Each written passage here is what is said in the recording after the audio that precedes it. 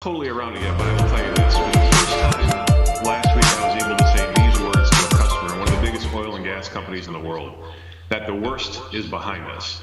And now I believe the path forward is not a step function. It's going to be a line with a positive slope and a shallow one at that in the up and right direction. But I really believe we navigated it artfully, very openly and transparent. And we've done a lot of really good things. Everybody, we're going to let the room populate. Tying up that capacity. Gonna let the room populate. I got Claman up. Just talking about that is sold out through 2022. Just want to have light discussion until everybody gets in here. I think we can start to explain the path forward, stop apologizing and explaining. Probably and, there's a light at the end of this tunnel for sure. 20 minutes away, maybe 15 minutes away from you've got a blazing light with the 20 billion in revenue. I'm operating off. I got a bunch of computers here, but you guys just want to listen to Claman. I'll just go ahead and put it up. It says Intel inside. Is Intel your only chip producer? I mean, who are your suppliers right now, and are they struggling still? No, look, we have hundreds. We have several CPU vendors like you had just mentioned with Intel, AMD, Qualcomm, MediaTek, and others. You know, to be very honest with you, the big components like that aren't the primary problem or haven't been for the better part of the last 6 months or so. The bottleneck has really been in a lot of smaller components like USB controllers or other power controllers or MOSFETs that are literally devices that cost 50 cents to $1. And the shortages of these devices traditionally on some of the older process technology has cost the industry hundreds and millions of dollars in product that is yet to be sold. But again, I think there is that light at the end of the tunnel. I think all things considered, it was managed appropriately, but I can't wait to start talking about something else besides the shortage that has just plagued and put our customers and partners in a really tough situation. I mean, it's kind of crazy. At first, it was the pandemic that was the biggest problem. Then it's the shortage. Then you put those two together. But as the pandemic eases, let's talk about what your #1 selling product is and the new laptop that you guys are coming out with, the Z. Well, first of all, we've got a lot of really good products out there, or as we'll talk about the Z series in a minute, but you saw some monster numbers. Our PC business up 17% year to year, but also this notion of hybrid working or doing anything from anywhere is also putting an enormous burden on things like infrastructure. So for example, the business group that houses our servers, our storage and networking components was up 20% year to year at $2 billion, turned to profit. It's been in turnaround zone for quite some time. But this whole dynamic is spurring this enormous demand for things like that, as well as services and managed services, which we've just seen take off as customers press the easy button. But they're pressing the easy button because they want us to manage all of their deployments from infrastructure to endpoint devices, and they can't wait to buy some of the new laptops that I'll show you here in a second for sure. Yeah, we'll go for it. I want to see this ThinkPad Z. Yeah, go for it. This is the new ThinkPad Z series. This was really made from an entirely new design philosophy. We're really targeting the audience that has never really considered a Lenovo ThinkPad or has never even heard of it, unfamiliar. Some of the newer generations, younger generations. And it really appeals to some significant improvement in aesthetics, I would argue, and also meant and built for hybrid, as well as very in tune for what's good for the environment. You'll notice this, the cover is actually a 100% recycled vegan leather cover. That's the it new also ThinkPad. has aluminum casings that are made from 75% Look, guys, a minute recycled ago material. they had It just on, feels if you go absolutely fantastic, but then you'll also love using it. Chips, it has a little communications bar here that has a 1080p camera, an electronic privacy shutter, dual array microphones, Dolby voice that basically modifies the audio experience on the fly. I'll bring You'll see Claman back open up it, when it's actually coming in 100% Jonathan Johnson recyclable gets on. material Everybody, made of thanks for coming. sugarcane If and you could please bamboo. tweet out the Just call. something very, very cool. You can buy I it am made also for about streaming this $1,600. live on YouTube. Which I'm in for the sugar. I mean sugar cane. It's great to see you, Matt. Thank you so much. And, great numbers, and we'll be watching. Come back again. Well, thank you. Thanks for having us, Liz. Reports out that Activision's sharpshooters are falling back on their plan to release the next game in its Call of Duty franchise. The possible decision rocking the video game world next. I'm doing great, man. With the closing bell ringing in 36 minutes, the Dow still down and flagging by about 415 points. The NASDAQ down 306. We're coming right back.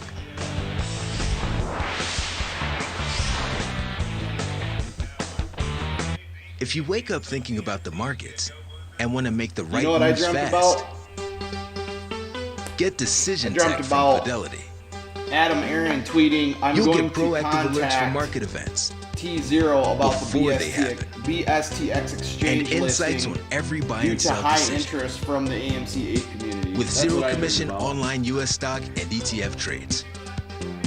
For smarter trading decisions, get Decision Tech Yep. from Fidelity. There's no Wall Street other. and Washington covered, but the To me, insight there's continues nothing nationwide. else. Naples, where I am right The now. company's fundamentally doing better, but even Excitement for Tesla is Bitcoin. having Missouri has problems a with rich their stock history of being making wine. A manipulated. change in border It's policy. time for Business somebody. across America. Elon Musk is coming out challenging What are the you SEC. recommending for muscle You got pain? Ryan Cohen challenging Based on shorts. clinical Adam data, Aaron is I challenging recommend shorts with salon some of his paws. tweets. Agreed. My patients Mark like these handed him patches the because they silver work up platter to to 12 put hours, even on an moderate NFT pain. dividend into Salon play, paws. which It's good you know medicine. when Adam Aaron's got I'm Ben guys Affleck, like and I wanna thank Trey you for who's joining dyeing their me in mustache supporting green, paralyzed veterans of eating America. cat treats, and got I dildos in joined the the Navy background to of his serve my videos. country as a Navy It's SEAL. time for Adam I Aaron to wanted to listen protect to the people I us, love who have a and the real country I interest in love. seeing AMC Being a SEAL gave me do so what many it's things, supposed to do, what we but I know it gave can something do. too.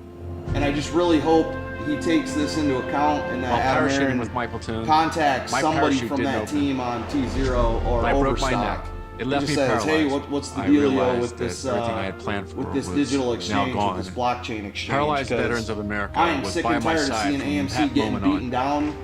How is Since Cinemark 1946, Paralyzed Veterans How of is America Cinemark has kept a promise to our wounded price veterans. action We will beating never out let AMC a fallen comrade when they are AMC is Our buying vets their need old you. theater properties? Join me with your support.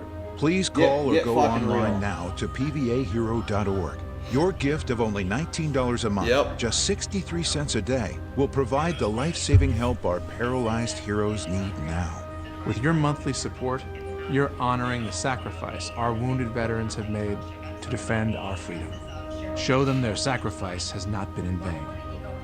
Your monthly support will help paralyzed veterans receive specialized medical care, support just start the research and process. treatment, Just ask and about fight it. for the You know what accessibility I mean? they deserve. Because it is inevitable. It's the future. PVA And anybody, fights to help I don't know, veterans like me Sugar, from you the moment posted of Lou's injury tweet and for the earlier rest where of he our was kind of lives. on board with Call it, which or go surprised me online because he's right never now said with anything your about gift it as of far as just I know. $19 But a if month. you see the Use your people credit card commenting on and his receive this tweets, PVA team T-shirt those to people show that are talking you shit are about fighting for T0 our and the paralyzed BSTX, veterans. those are the just same don't think people who have my caused family would be as problems in this happy as they community are. in the past. Without the support that I received from Paralyzed Veterans of America. Our veterans fought for us. Let's fight for them. Call or donate online at pvahero.org today. Our veterans need you.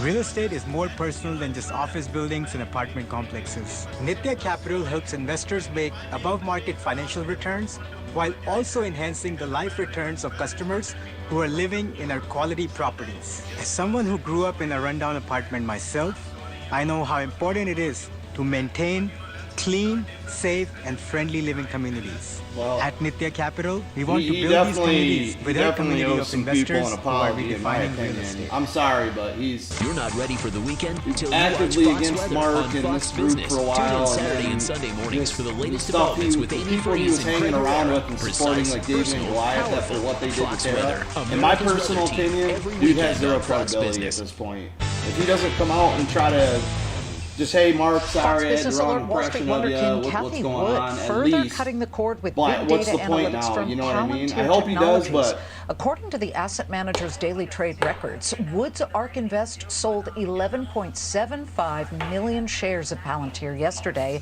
adding on to a sale of 18.28 million shares last week. Earlier, Palantir actually popped above about $11.20. Right now, it's still up by 1/3%, but more moderate here, down at $10.52. It IPO'd at $10. Wood, as she sold Palantir, actually went shopping. Yesterday, she purchased more than 24,000 shares of Tesla, which is dropping 6% right now. She also last week purchased shares of streaming platform Roku and video meetings platform Zoom. Roku's down 1.25%. Zoom's dropping 3.75%. And ARK Innovations ETF right now, down 3%. Yep. Virgin Galactic reaching for the stars after the space tourism company posted a smaller than expected loss, and its cash position actually improved. The company also held on to its expectation that it will be able to launch flights to the edge of space during the fourth quarter. And we've got the stock down 82% over the past year. Right now, it's off its highs, but it's still up about 3.25%. TJX companies on sale at this hour after the retailer, which owns the TJ Maxx and Home Goods brands, reported sales and earnings that missed analysts' expectations. The company blamed temporary store closures and fewer customers visiting due to a surge in cases of Omicron during the holiday season. You can see TJX is swooning by 4%, but Ross Stores is down even more, 4.5%, and the Real, which is scheduled to announce results after the bell, is falling 7.8%. Activision Blizzard may be delaying the 2023 release of the popular video game Call of Duty. According to Bloomberg News, the company is worried too many versions of Call of Duty are watering down demand for the game.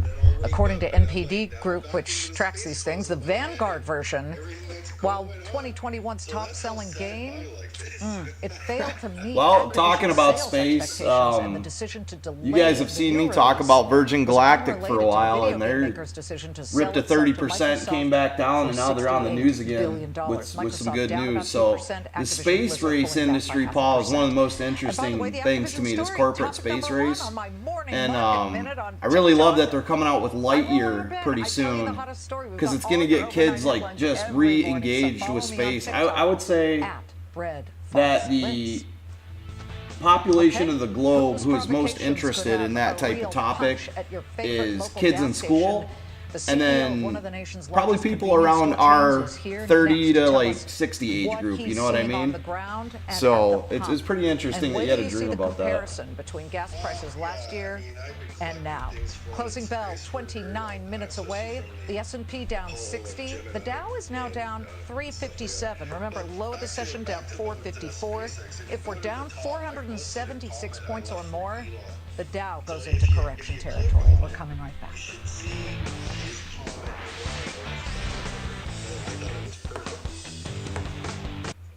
Yeah, I'll check it out, man. Boy, Elon just went right to it today. I think the DOJ and the SEC is getting ready to announce either subjects of interest in their investigation, or they're just going to announce people that they're going to take down, because Elon coming out that aggressively after Ryan Cohen and Adam Aaron tweeted pretty aggressively against the shorts, with the BSTX T0 news coming out, and Overstock, which was the original naked shorted company. It's big news, man. It's all coming to this big head, and I think they're not going to have a choice this time but to make major arrests. And I think you're going to find out that some of these arrests are going to be tied with Bernie Madoff. The same process, the same payment for order flow, the same dig, man. An increased risk of Guillain-Barré syndrome was observed after getting Shingrix. Fainting can also happen. The most common side effects are pain, I am really pumped up about all this right now. So headache, shivering, fever, and upset stomach. Ask your pharmacist or doctor about Shingrix. Yeah. Shingles doesn't. I love him. Elon's a hoot. But no, he's been outspoken about shorts for a long time, and I think it's great. Like right now, him coming out, talking about openly too about the DOJ investigation of the short sellers, and then as well as like what Spence pointed out, other CEOs too, like yesterday's tweet from Cohen, the shorts tweet, and Adam Aaron. So it's all kind of coming together, guys. The short sellers, and then as well as like what Spence pointed out, other CEOs too, like yesterday's tweet from Cohen, the shorts tweet, and Adam Aaron. So it's all kind of coming together, guys, and it's pretty exciting. And he will finish it, like he said. That guy will not back down. That guy got a lot of guts, man. I gotta give him that. He's hands down.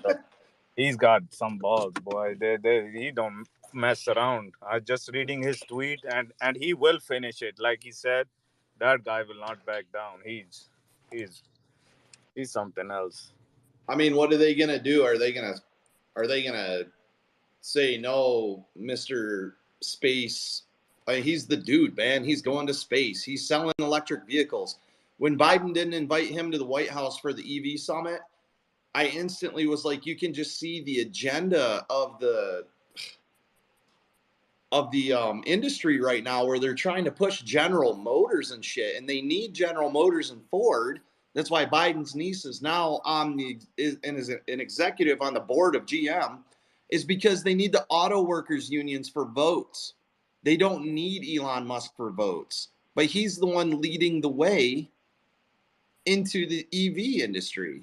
So why would you not invite him to the White House? I don't get it, man. All politics, man. All politics. Who you can benefit from and who can do for you. You know what, you can get the votes, and it's unfortunate because that guy Elon Musk, man, he has created a lot of jobs, a lot of work, and everybody was after his ass. He's not paid taxes. He has done so paid that too, and I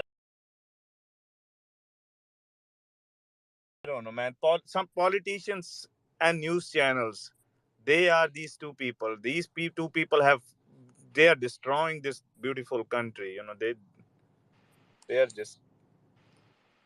That's why, I always give respect to Charles Payne, man, because he comes right out with it. And you know what I'm really happy to see? I'm happy to see Gasparino's, I don't know, is she the PR lady for Gasparino, Eleanor? She's tweeting more, and her tweets are controlled, collected, clean. They're engaging, and she'll engage back with you in a professional manner. So I'm really happy to see that. I think she was sort of like Chuckles' producer and producer, yeah, yep, yeah, and maybe like an intern in a way, but now she's taking her own and going forward. They're giving her those opportunities, and I really do enjoy reading her stuff as much as I can, if as long as it's related to what I'm interested in. Yeah, and yeah, I said to Mark, if he was on the call on that thing, I said, could you please just call him Chuckles once? That would have been great. Hey, Chuckles. Well, he definitely he was happy the Overstock CEO is going to be on, and I think he needs a break anyways, man. That dude's been at it for weeks now. I'm glad that he's taking some time. So, well, I still don't see anybody. They're talking about Ukraine on Claman right now. So, as soon as I see it, I'll stop it. I'll wind it back to the start of the interview. We'll play it, and then we can have some conversations about it. But Overstock is kicking back up. We're back up over 25%, 25, 80. So pretty exciting stuff, man. And I'm waiting for everybody. I'm waiting for all these other people that are holding calls. Oh yeah, Spencer, man, he's Overstock. He's not talking about AMC anymore. I still completely have my position in AMC, and I'm going to stick with the play.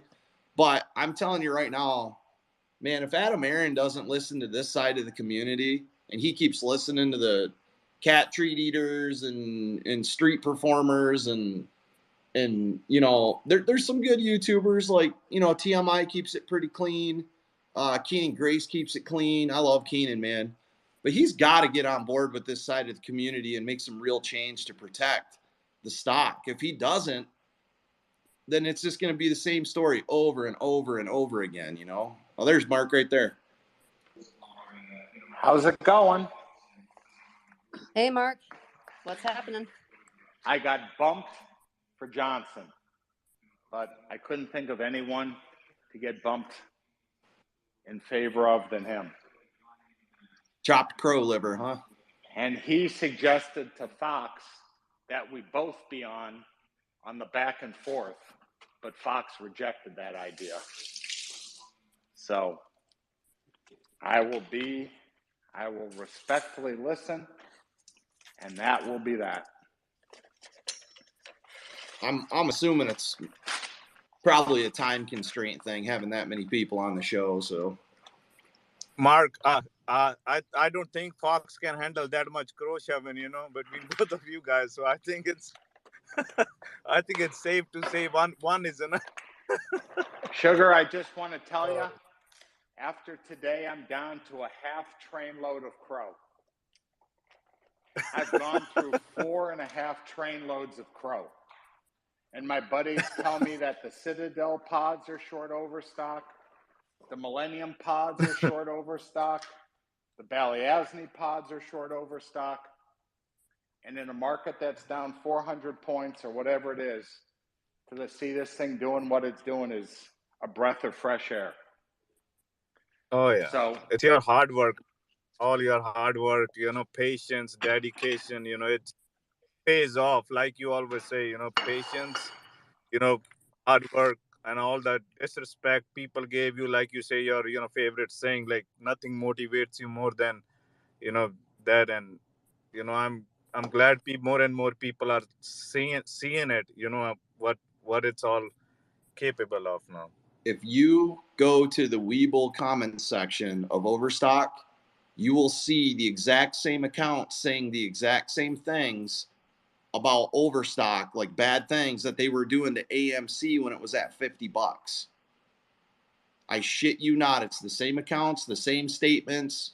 People going, timber, ooh, we're still up 25%. And when it came off of 50 today, they were screaming timber and 38 and get out on the Weeble comments section. So this is, you guys, this Overstock is the original naked shorted company, in my opinion. It's, if anything's going to fix the market, it's going to be these events right here.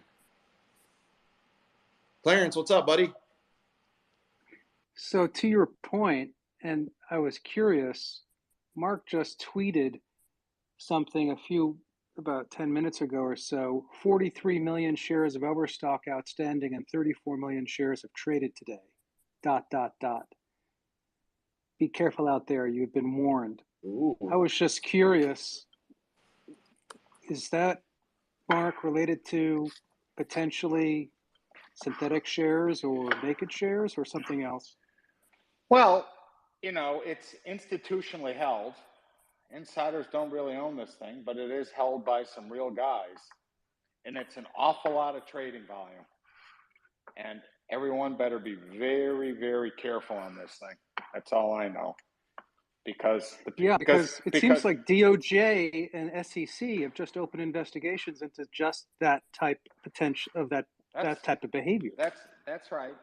But this T0 news is bigger than I think anyone can quite think. And given how much Overstock is trading, to me, this is not a stock that if I were one of these rascals, I would be playing games with. Well, somebody today asked me a question at 2 a.m., something about why the OSTKO and Overstock stock is price differential. And it was early in the morning, so I didn't know if they just updated or not. But I said something along the lines of the difference in trading between the T0 platform and the legacy market could have an impact. And now that you come out with the statement about the volume traded, it's getting really interesting. I'll tell you that much. Yeah, if I were the rascals involved in this name, this is not a name. This is not a hill I would want to play on. But everyone can do whatever they want to do. I don't think they have a choice, Mark. I think they dug themselves in such a deep hole on everything that they're just screwed. They're in a very deep hole. They're in a very deep hole. But again, Overstock management pays attention. Adam Aaron doesn't pay attention. And there's a difference. And you got to fight for the people who own your stock, flat out. And you can't listen to guys who paint their mustache green and talk to a bunch of have-not grifters and things like that. You got to, think things through and fight for the people who own your stock. And it's what I've said. It's, unfortunate. I mean, Johnson said he stopped the conference call and he said his stock is very, very cheap at these levels. Do you understand? And he made it very clear. So, I mean, that's the difference.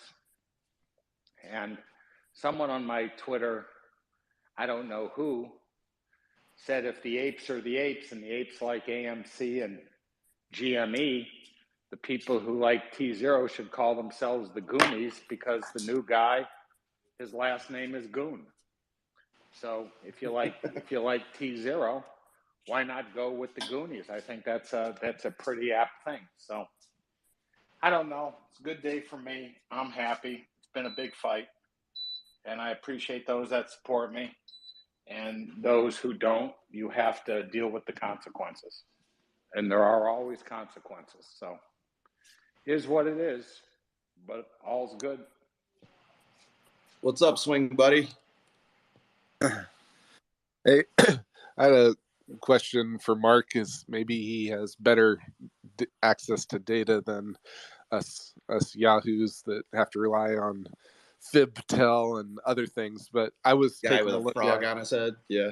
Yeah. Well, no, I looked at FibTel today, as I like to call them, and according to them, OSTKO was showing 236% institutional ownership, which obviously that doesn't compute.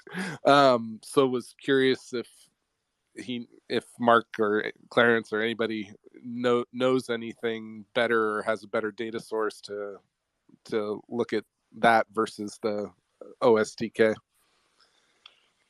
I personally don't. You're not allowed to short OSTKO. If people are short it, that's a huge problem. And I think there's going to be some stuff maybe coming that's going to make it a huger problem. Everyone. I always say everyone's going to get what they deserve in this kind of stuff. And I think if you're a rascal, you're in big trouble.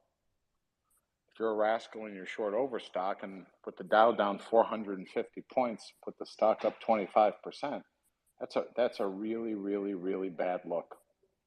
And the market's dangerous. The market's volatile. I don't trust any number that's published. I trust no one's short interest number. None of them. I don't believe in any of them. But it's just, common sense.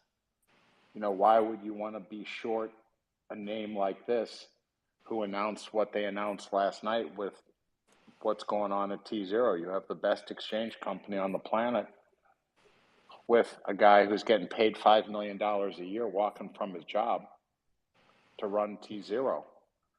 So if Dave Lauer thinks T0 is a gimmick, well, there's a guy who's been in the industry for 25 years who's a lot fucking smarter than that imbecile Dave Lauer.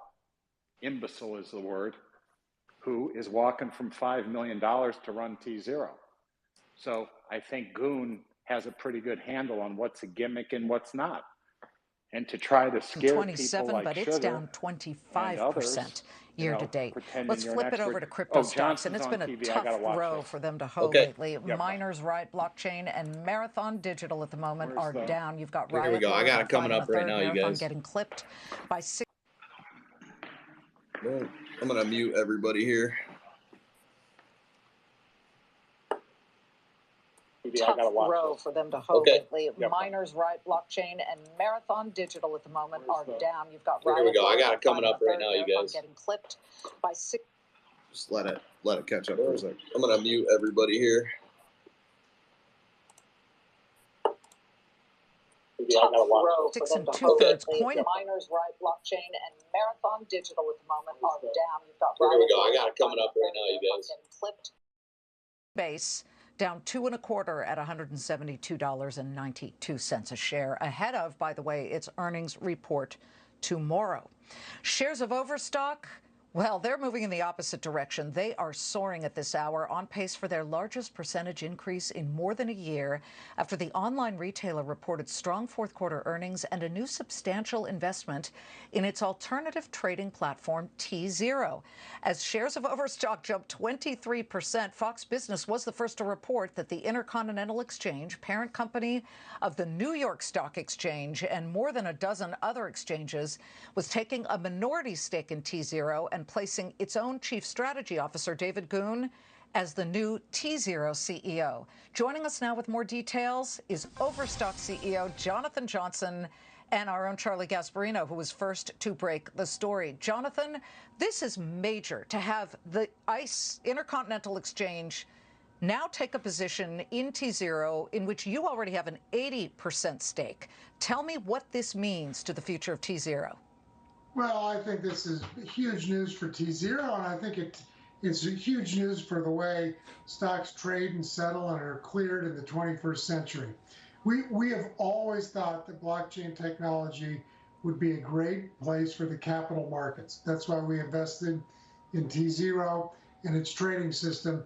Now to have ICE, which is the parent company of NYSE, take a significant majority interest in it and have David Goon, ICE's chief strategy officer for over 2 decades, join as T0's CEO, I just think it means the future is bright for T0. We've always thought there ought to be a place where crypto, where NFTs, where security tokens, and where stocks and bonds could trade at the same place. We think we're a step closer to that with this strategic investment from ICE. Charlie? Jonathan, thanks for joining us. Couple things. When is T0 going to be, I mean, when can we trade on this with zero settlement? When can I trade a stock on it? Or at least buy a stock and its market is made on T0? Well, I mean, there are stocks trading on there today. Today, Overstock's preferred share trades on T0. You could buy and sell that today, Charlie. It is a relatively limited number of stocks that trade there. But I think with David joining as the new CEO and ICE having an interest, we can expect that to change over time. So is he going to go out, David going to go out and actively try to enlist, major companies that trade on the New York Stock Exchange to trade on T0? David has a history of building markets, of building exchanges. I think he'll do with T0 what he's done in the past. And it probably will include just what you asked, Charlie, but I think it's also going to include the new and expanding world of non-fungible tokens. It may include cryptocurrency. I think David is the right person to ask that question. He's the CEO in that chair. He's going to know how to do it and do it best. What are the chances that the ICE is going to buy the whole thing? I mean, is this a precursor to buying the whole thing? I mean, they do have their guy in there. Yeah, that I don't know. I know that they liked T0 enough to take a significant minority investment in it. We're glad they're on the cap table with us. We also upped our investment by participating in this Series B round. ICE is a great partner. ICE turns out to see more value in T0 and purchase it. That's one possible future I can imagine. Jonathan, cryptocurrencies have been awfully volatile, and we back in November saw a high of 69,000 for Bitcoin, and right now we're more at like 37,000. We're still in such the nascent stages here. Do you get the sense that ICE is very interested in using this as sort of that toehold, the foundation for really getting involved in basically a broker-dealer that can enable, you guys have 15 different tokens on there right now, but a broker-dealer that can enable the ICE to really just jump in head first when it comes to crypto? I think T0 is a really attractive platform. There's 18 different cryptocurrencies trading on it. There's a handful of other security tokens and stocks trading on it. We like it. We've always liked it. We like it even more now that ICE is getting involved. And I think anyone who makes an investment in T0 sees the future of crypto and digital securities and what they can mean for 20th century. Jonathan, I want to get this in real quickly. Why do you need a 0%, no time settlement? Why does the market need that? Anytime there's space between purchasing and settlement, there's a chance for mistake. There's a chance for fraud. Well, it's a chance to catch mistakes too. Well, but when you have a great ledger like the blockchain is, I think you can rest assured it will well. All right. Jonathan Johnson of Overstock, Charlie Gasparino, thank you so much. We are coming right back. The Dow falling 400.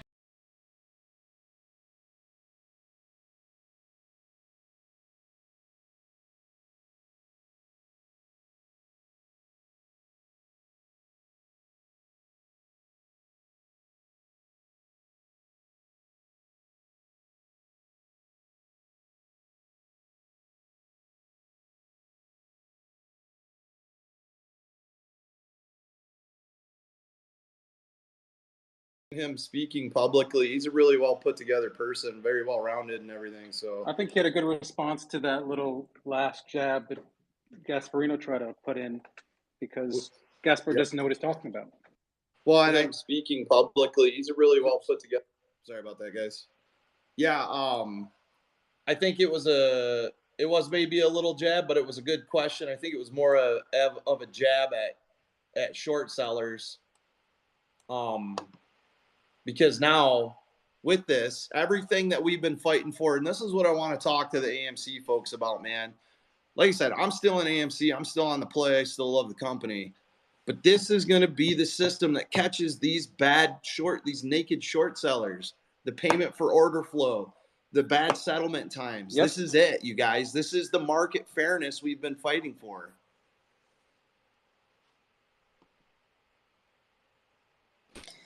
PJ, hi guys. So I loved that interview because Gasparino didn't get a chance to say much, and what he did, he had to pop off and show the fact that he doesn't know much about blockchain.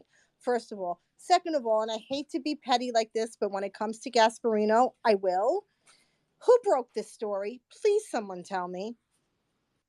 Well, the actual ICE thing was pretty much, honestly, it was broken on the Twitter Spaces call with Mark, Clarence, and Colin and them guys and Tara and all us. That is exactly what I remember. And honestly, I could take the calls and go to @Fox Business and say, hey, actually, what's up? But at the same time, you got to the word breaking a story, I would assume means getting it out to enough people that it's, but I get you, PJ. I get you. That really annoyed me. So Gasparino, like Liz Claman says that Gasparino broke the story, which I call bullshit on, because if he treated this community with any dignity whatsoever, perhaps that statement would have been true. And I'm going to tweet it out because I'm annoyed. But anyway, I'm so happy. Thank you, guys. See, this is killing me right now that a lot of people in the community chose to hold a call over this call, with the importance of market fairness being the core of this call, market fairness and security, especially knowing that Mark and all of us and Tara specifically came out and said this T0 thing is what will fix AMC, and it would have fixed it at $40 fucking instead of 15. So I'm really irritated that there's still people out there holding side call, hold calls, whatever. But when you see a call that says AMC OSTK CEO interview on Claman, which we're supposed to be fighting for market fairness, and then this shit goes on. You guys, if AMC is going to be corrected properly, this is the way to do it, because Adam Aron cannot control who manipulates the stock and who doesn't. But a blockchain system of trading with T0 settlement times can. And if people try, they're busted. This is why Congress is more willing to work with this. Senators and Congress people can't trade actively while they're seated, Bill. They know the gig is up. Hey, Eleanor, how's it going? Loved the piece. It was absolutely amazing. Hey, can I say something real quick? Of course. Yeah, how you doing, Spence? Sorry, I haven't been on. I've been on active duty, so I've been busy with a couple of things. But I just wanted to say what's up. Hope everybody's okay. And just letting you know, Mr. Asperino is listening through Eleanor's profile. Just to let you know, okay?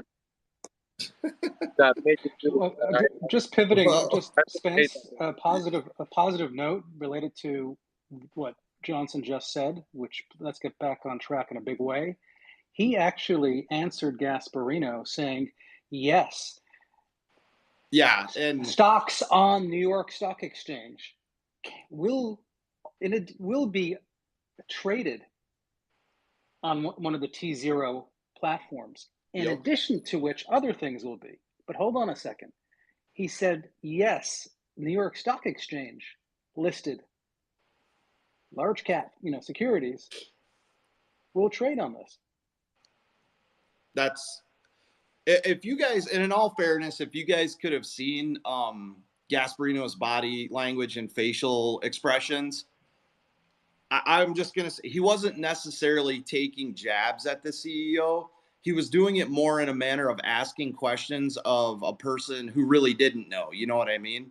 So PJ's thing was correct. I think it was the perfect first interview to get the word out, especially with the Overstock CEO.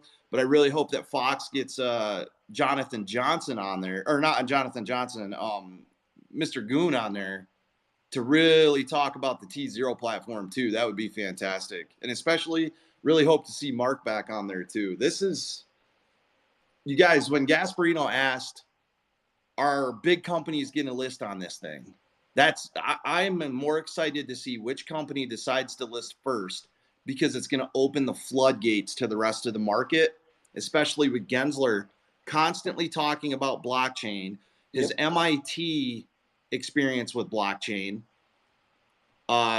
him talking about zero settlement times, and the current retail fascination with fixing markets due to naked shorting, payment for order flow, and front-running block trades. So this is huge, you guys. This is going to make waves for months. I bet you any money those same questions came up when the NASDAQ first started. Well, who's going to be on there? What are large names going to be on there? And then look what happened, right? Once Microsoft got on there, it just took off.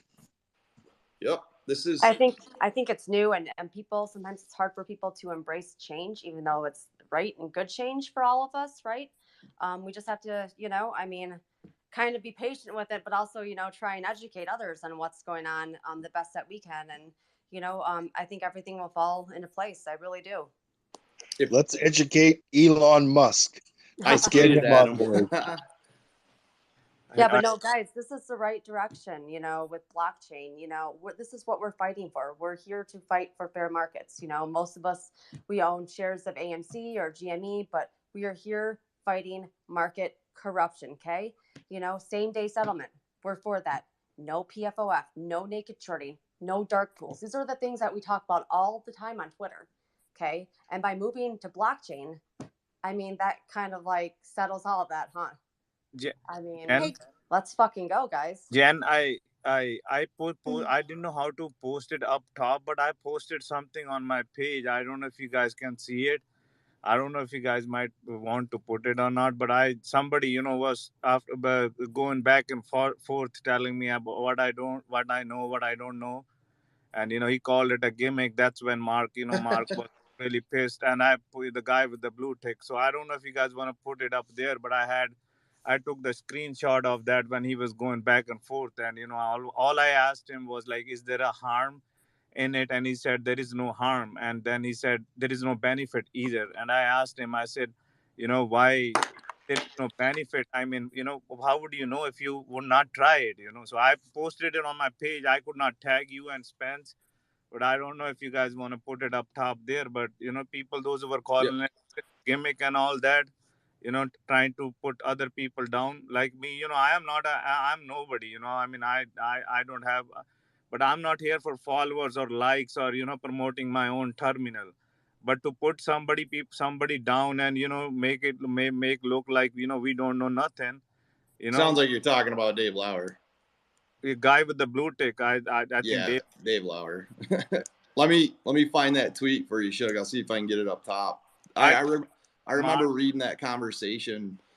Let's grab some of these hands real quick. Adam was up here for a minute, then we'll go to Rich and then Ricky. Hey guys. So I listened to the segment with Jonathan Johnson, and he nailed it like he usually does. He's great. One thing that comes to mind is, so Mark was supposed to be on, and he was swapped out, which I totally can understand and respect. But I look at Mark as a wild card, right? And Jonathan Johnson is the CEO of the company. What's interesting is that the SEC's approval of BSTX, which is enormous news, in my opinion, has yet to be mentioned. Now, Fox did go ahead and talk about ICE's investment, minority investment in T0, but considering T0's percentage ownership in the joint venture with Box for Boston Stock Exchange, it's also enormous news, and still they've yet to talk about it. And I find this interesting, and I almost kind of think it was they want to keep it quiet for some reason. That's the vibe I get. I don't know. I was wondering to get like either Mark's opinion on that, or Clarence was also in here, of why that would be that is not getting any mention whatsoever. Well, so here's the good thing, and I'm in a fine mood because Overstock's up today, Overstock O's up today, T0's up today, and we have lovely Eleanor. She's listening, and Eleanor, you should come up as a speaker because I don't run Fox's show, but she called me last night, and Charlie called and said, "Would you come on today and speak on the Claman deal with Charlie about, your role in the deal and various things?" And I said, "Sure." And then I told her that I'll brush my teeth for the first time in 30 days and take a shower for the first time in 2 weeks so I look good on TV. And then somehow they wanted Johnson, and he bumped me. But when I talked to Johnson, he said he suggested that both of us go on. So I think the trick, and Eleanor, you should come up and speak if you want. And I invited her, and I'm sure it's she has to have permission from Fox too. So if you invited her, I give her high. I wanted to say too that I invited her as well, so she's more than welcome to come up here and speak anytime. Again, high praise for showing up. Open. Mark, you're breaking up a little bit, bud. That's right. Just looking at I was looking at Oscar the horse. Enough time if Mark, if you want me to. You're breaking up really about bad, all the Mark. Am I breaking up now? Now you're good. How's that? Yep. I'm more than willing to come on and expose all this nonsense and how T0 fixes it and why this ICE deal is so important. Everyone's sort of beating around the bush, but the trick is that ICE has picked T0. They've picked the sandbox to build. And if I was Coinbase, or if I was Robinhood, or if I was OpenSea, I'd be extraordinarily worried because ICE can run circles around these guys. And by doing it, and you have same day settlement, you stop the margin issue that blew Robinhood's head off. And you stop payment for flow, and you stop naked shorting, and you stop synthetic shares. You stop all this stuff that everyone on this call has been pushing against. So I think instead of the narrative going down on individuals, the narrative should be, this is the answer to fix all the crime in the casino. If you want to fix crime in the casino, the solution is right in front of everybody. And ICE is leading the way and is a $70 billion company. And they're in this thing. They're in this thing to win. And they're in this thing because they think T0 is the way to do it.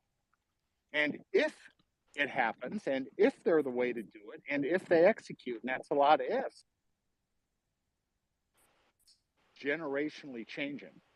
Everyone will remember these calls and remember what went on.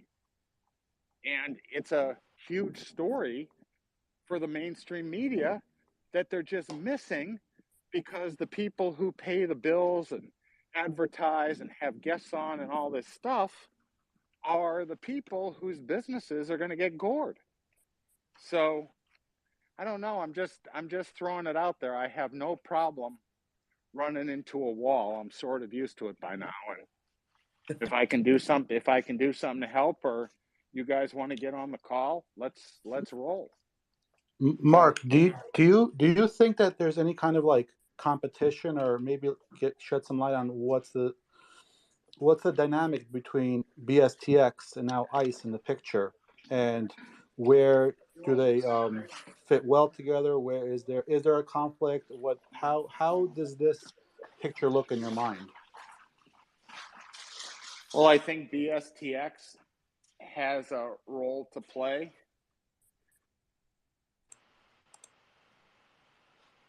Jointly developed has a role to play.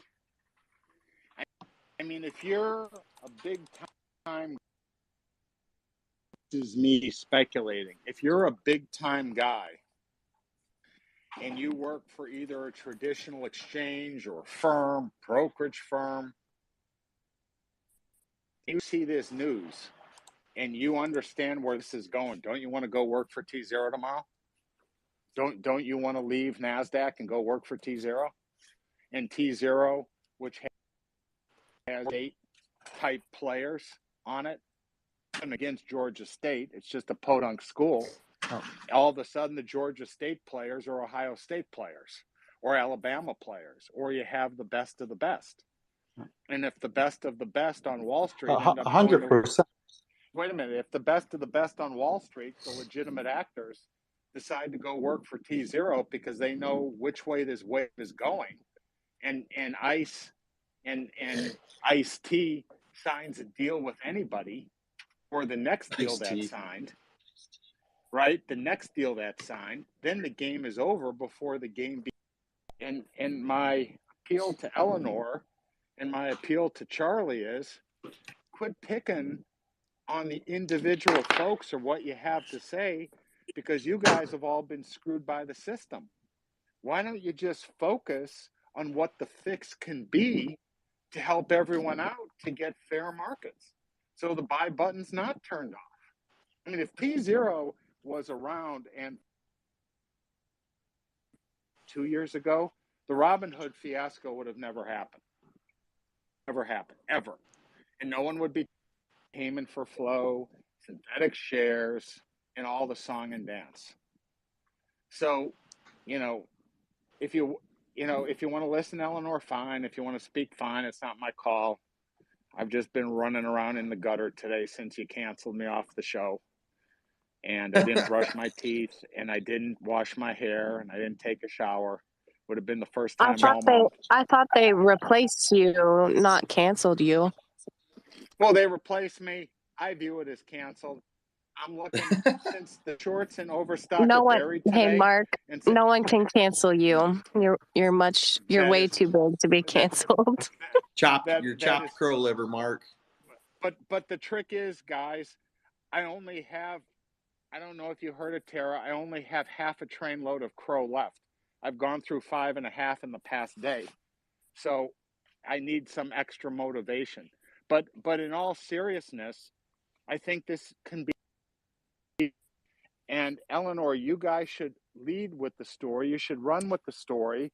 And that way it becomes your story and not those clowns at the Cartoon Network, which I refuse to ever deal with. So that's my thing. And everyone on this call, they're not apes, they're Goonies. You're talking about CNBC, right? The Cartoon Network? Yeah, some people call it CNBC. Eleanor works for the House of Fox. I know where Eleanor works. Thank you. Can't be on CNN. They just want to like touch people and stuff. So I think Fox is the natural choice for getting this story out. So, and I want to say, Eleanor, and I know everybody's thing with Gasparino, but Liz Claman, Gasparino, and Eleanor, that was a fantastic piece. I encourage everybody to go watch it to see the body language on set instead of just listening to the call, because it'll give you a different picture for sure. This has just been one hell of a day, you guys. It's absolutely amazing. I refuse. I'm sorry, Spence. I refuse to give certain bullies views. That's all. I just can't do it. I'm sorry. I got you. I totally got you. And if I could jump in for one second. second. I refuse to promote it. So anyone who chooses not to go and give them views, you have my full support. Charles Payne has been an advocate for retail during this whole entire thing. Why are we not talking about Charles Payne to get involved in this story, to do the news? We don't need to give Gasparino anything. He could, the only thing we can give Gasparino is a lie, and he'll turn it into a bigger lie. So let's just focus on the journalists that know their stuff and not the people who claim to know what they're talking about. I agree with PJ on that. You know, Charles Payne is the way to go. He's a real journalist. It would be great if we could get him on here. That would be awesome. I say Eleanor should go on screen. Or Eleanor, yeah, she's terrific too. Tweets have been absolutely on fire lately. It's for me, and you guys know where I stand on all that. For me, it was just the news today. You know what I mean? I don't. It was really good to see Mark, the you're CEO. unmuted. It was good to see the CEO of Overstock on there to get an idea of who he is and what he's doing. That was really, really awesome. And then for him to say we need to get the CEO of T0, Mr. Goon, on was exactly correct. I really, really would like to see more of him and whatnot. So let's grab these hands real quick. Rich, go ahead. All right. Thanks for having me on again. If it sounds bad, I'm walking my dog and I'll get off because I know how that. You're good. But I just kind of like to piggyback off of Mark, and I know we have Eleanor listening. So from a retail standpoint, just your average Joe guy here, if you could just help us get the blockchain idea out there, get Goon on, get Mark on to talk about the corruption, all the nefarious stuff that I've been a victim of, and everybody on this call's been a victim of, even Mark as a professional's been a victim of. Blockchain can fix all of it. And there's just no reason to not go forward with it. It will actually save money within the system. If you're a good government official that's actually looking out for the better of the people, why would you ever want a 2008 event again? So that can be addressed.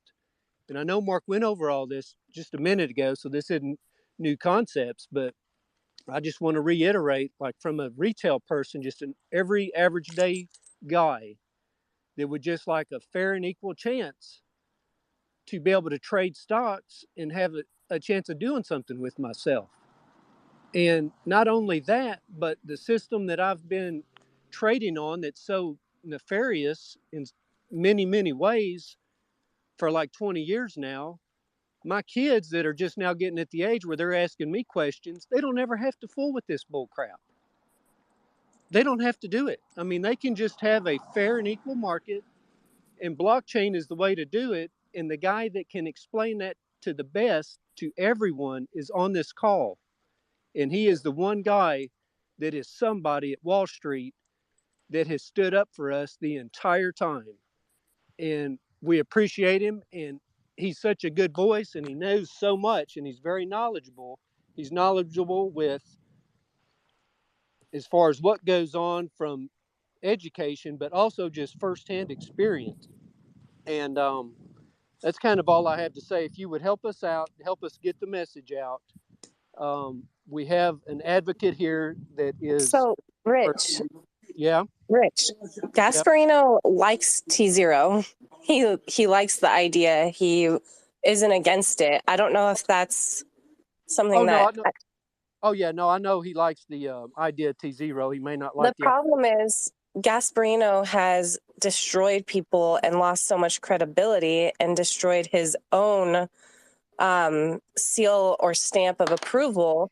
So anything he basically attaches himself to, people now question it. So to be honest, it almost is like shooting us in the foot, the fact that he has given T0 his seal of approval or stamp of approval. I would honestly rather him tear it down like he's torn us down and torn the apes and the whole movement and our fight for our crusade, if you will, for market fairness, the way he's torn us apart, come at me with accusations of stock manipulation and stuff like that.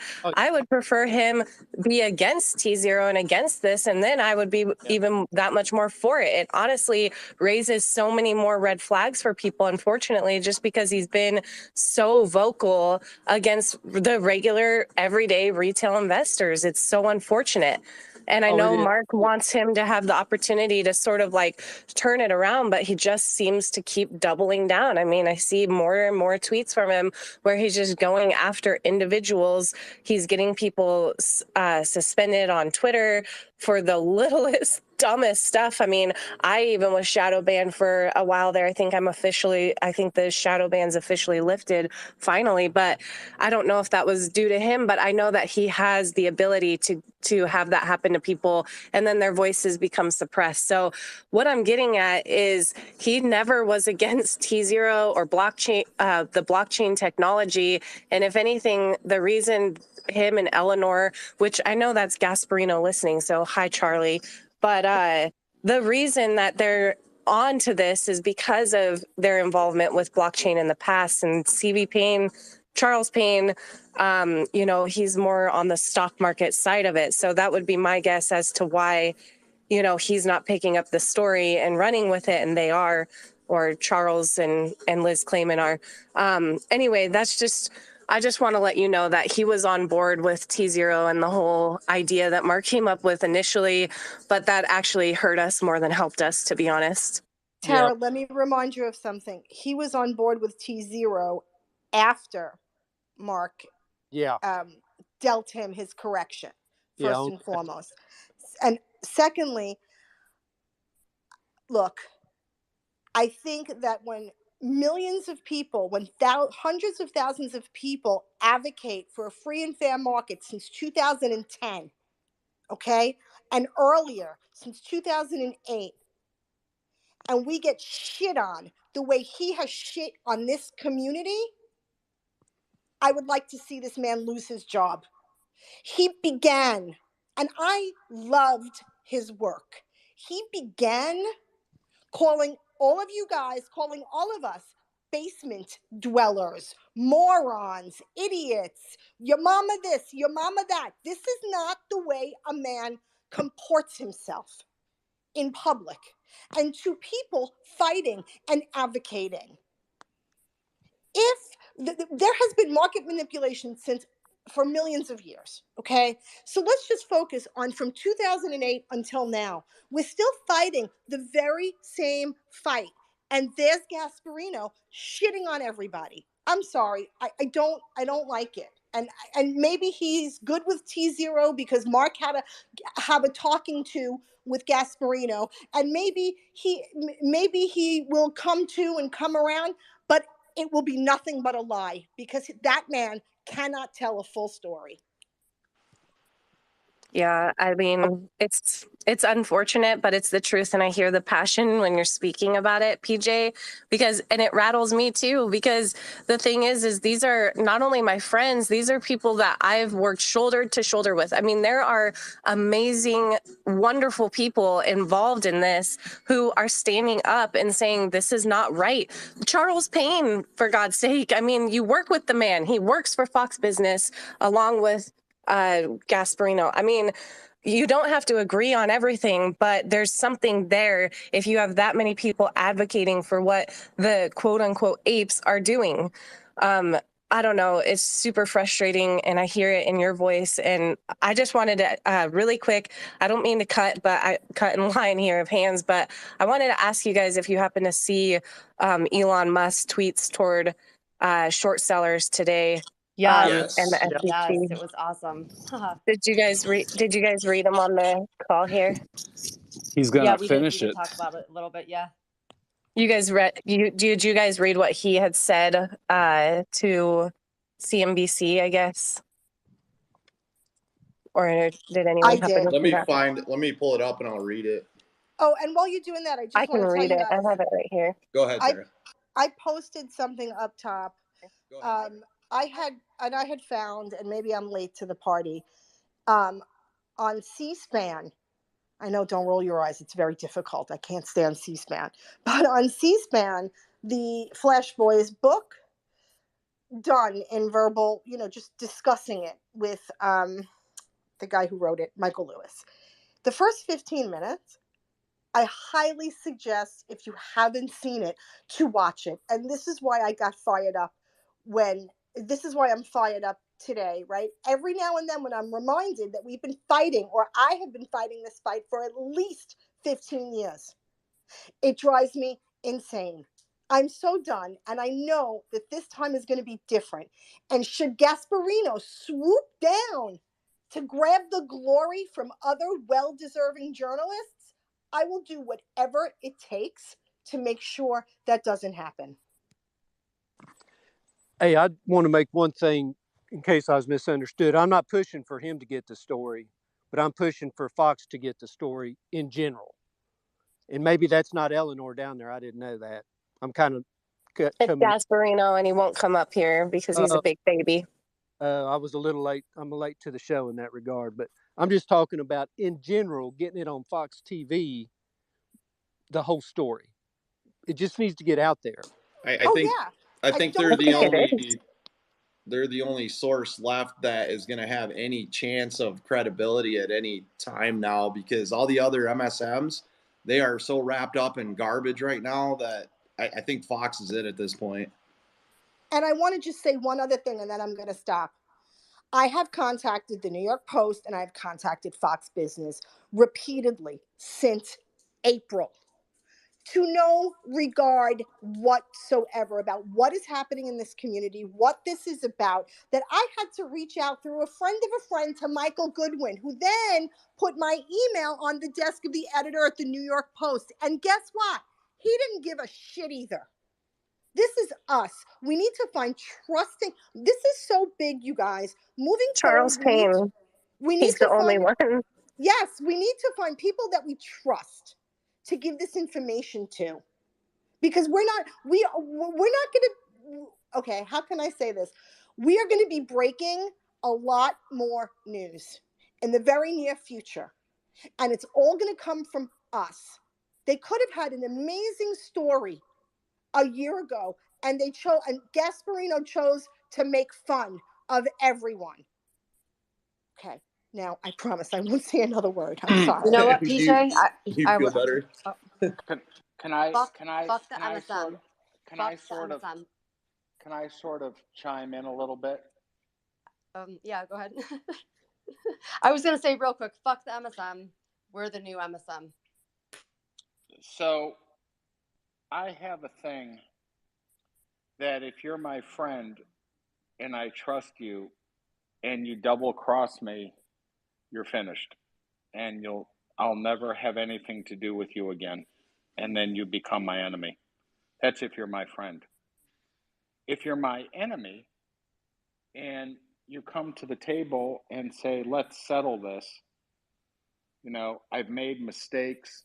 I've said some stuff about you I regret. I've done some things I regret. I was wrong and I apologize.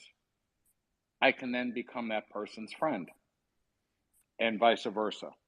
And this happens to me a lot, sadly.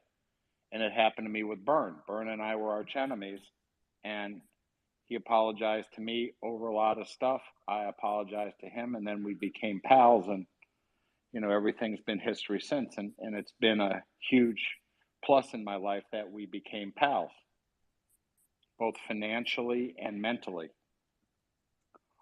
The thing is, Mark, about an apology is if someone apologizes but then continues to do what they apologized for doing, then their apology is then invalid. So that's the thing, is that Gasparino can do that all he wants and pretend, but all I've seen is him doubling down and continuing to go at it with people. So I want to believe in what you're saying. I reached out, I sent an email, I heard back. A one-liner that just said, sounds good, Tara, about coming to the call yesterday. It's fine. He didn't come. That's his prerogative. But at the same time, then I see him actively on Twitter still going at it with people, with regular, everyday people. This is not the way you should be carrying yourself as a journalist, as someone who has a platform on mainstream media. I mean, the stories that could be written about this guy, that I believe will be written about this guy, are not going to be good, Mark. And it's not something that I personally would want to be tied to. I understand where you're coming from, and I understand what you're saying. And all I'm trying to say is there's one of two things. Either Eleanor's listening on the call, at which point she's getting the message loud and clear, or Charlie and Eleanor or Charlie only are listening to the call, of which those two are getting the message loud and clear. After hearing the message loud and clear, if they don't come forward and offer some form of sit down, compromise, ceasefire, peace offering, something, then I agree with you. I agree with you in general, but then I agree with you 100%. All I'm saying is before everyone counts someone out for good, I give them their last shot, right? Of course. No one's counted out for good. There's been plenty of opportunity, and there's still a continuation of the same behavior. Okay. Well, I count people out for good. In my life, if you screw with me and you're a trusted friend or whatever, you're finished for life.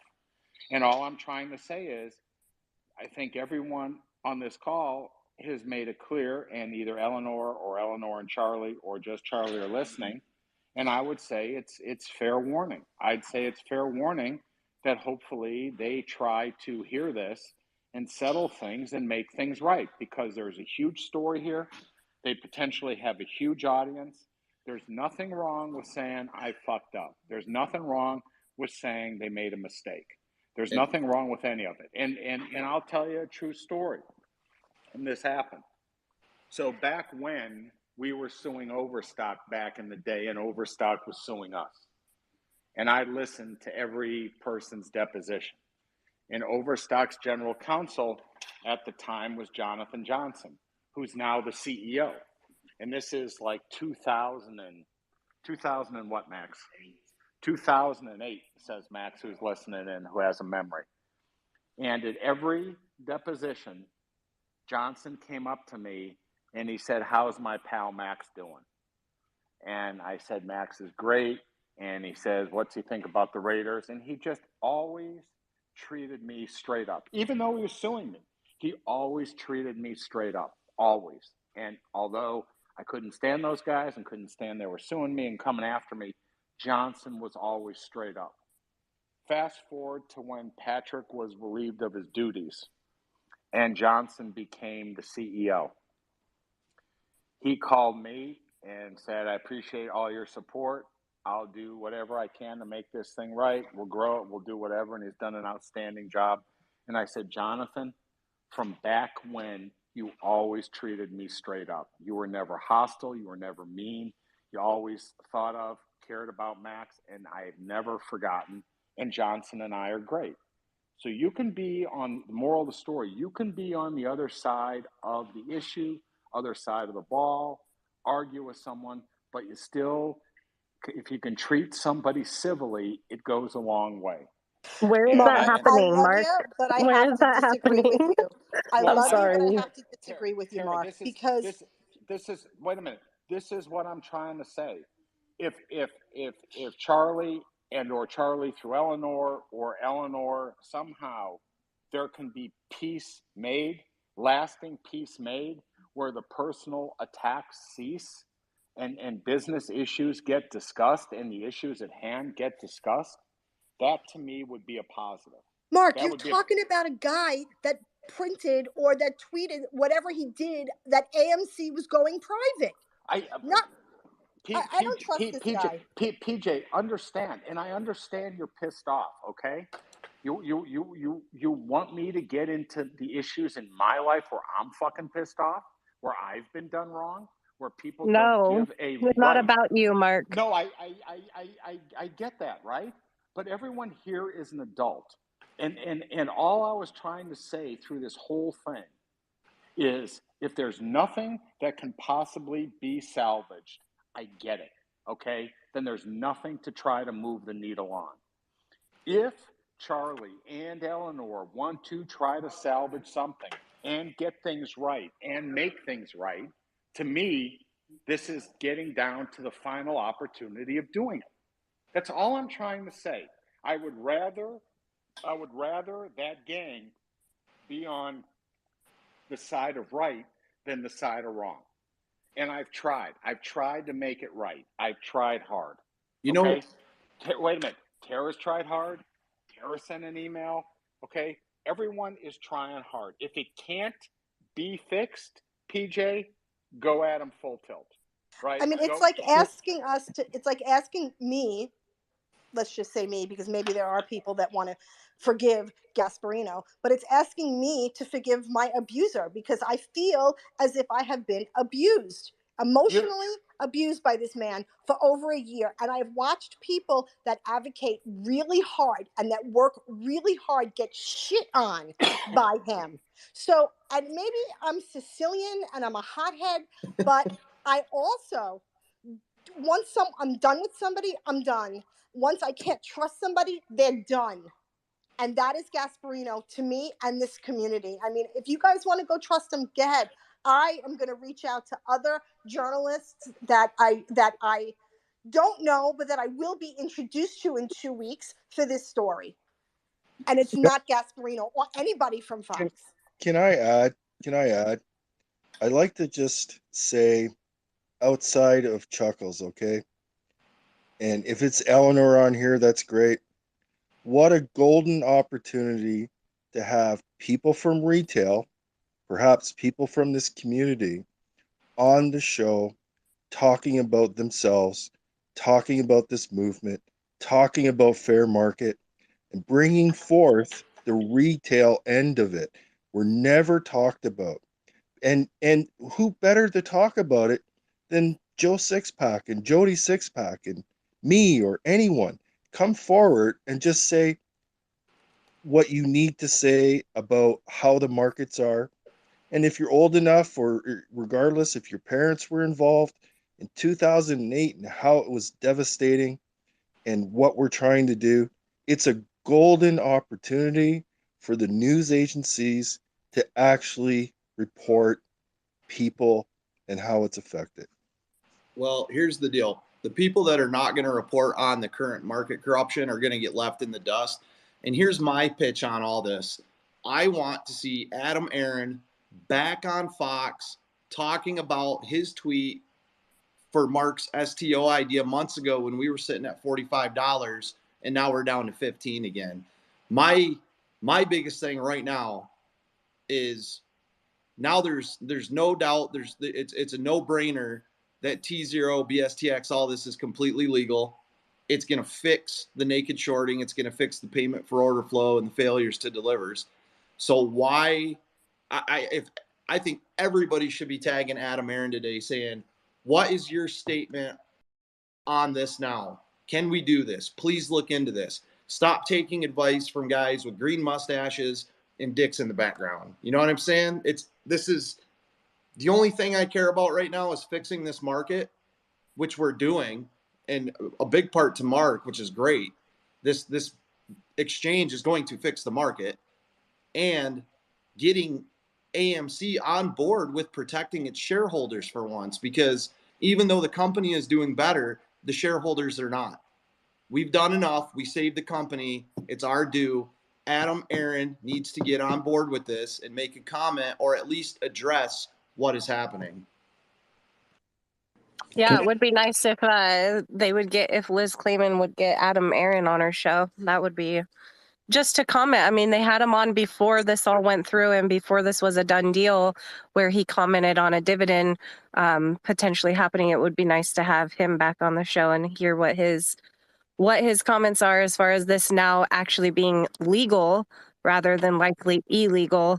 It would, Spence, it's a good point. I commented on his latest tweet in regard to the STO, and it got quite a bit of run, but I doubt I'll hear back from him. Guys, can I chime in on this topic real quick? Of course. Honestly, my gut and this is just my feeling, my gut, and I always try to go with my gut, is the networks, this style of media, they're not individuals. The whole thing, they're all paid for and owned.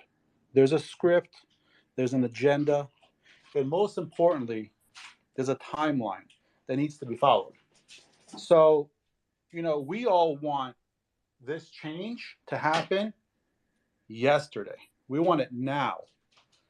But the market necessarily doesn't want it to happen now.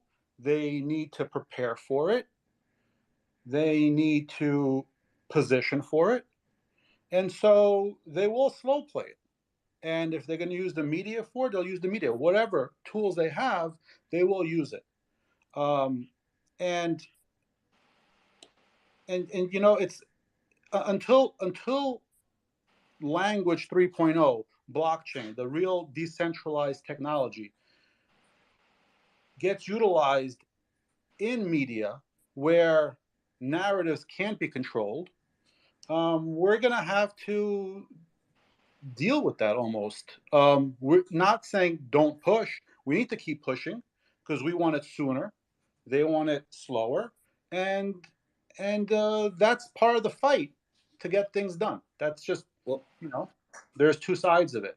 Let me pitch this idea real quick. Adam Aaron comes out and applies to be listed on the BSTX. The first company to truly list on the BSTX, the first company outside of the original group of investors, OSTK, T0, those guys. If Adam Aaron listed, he's going to be on the news for it. The first outside company to list is going to make headlines. This is a once in a lifetime opportunity to lead the way into market fairness and to stop all this crazy manipulation that now Elon Musk is tweeting about, Ryan Cohen is tweeting about, Adam Aaron himself is tweeting about, and we've been talking about for a year.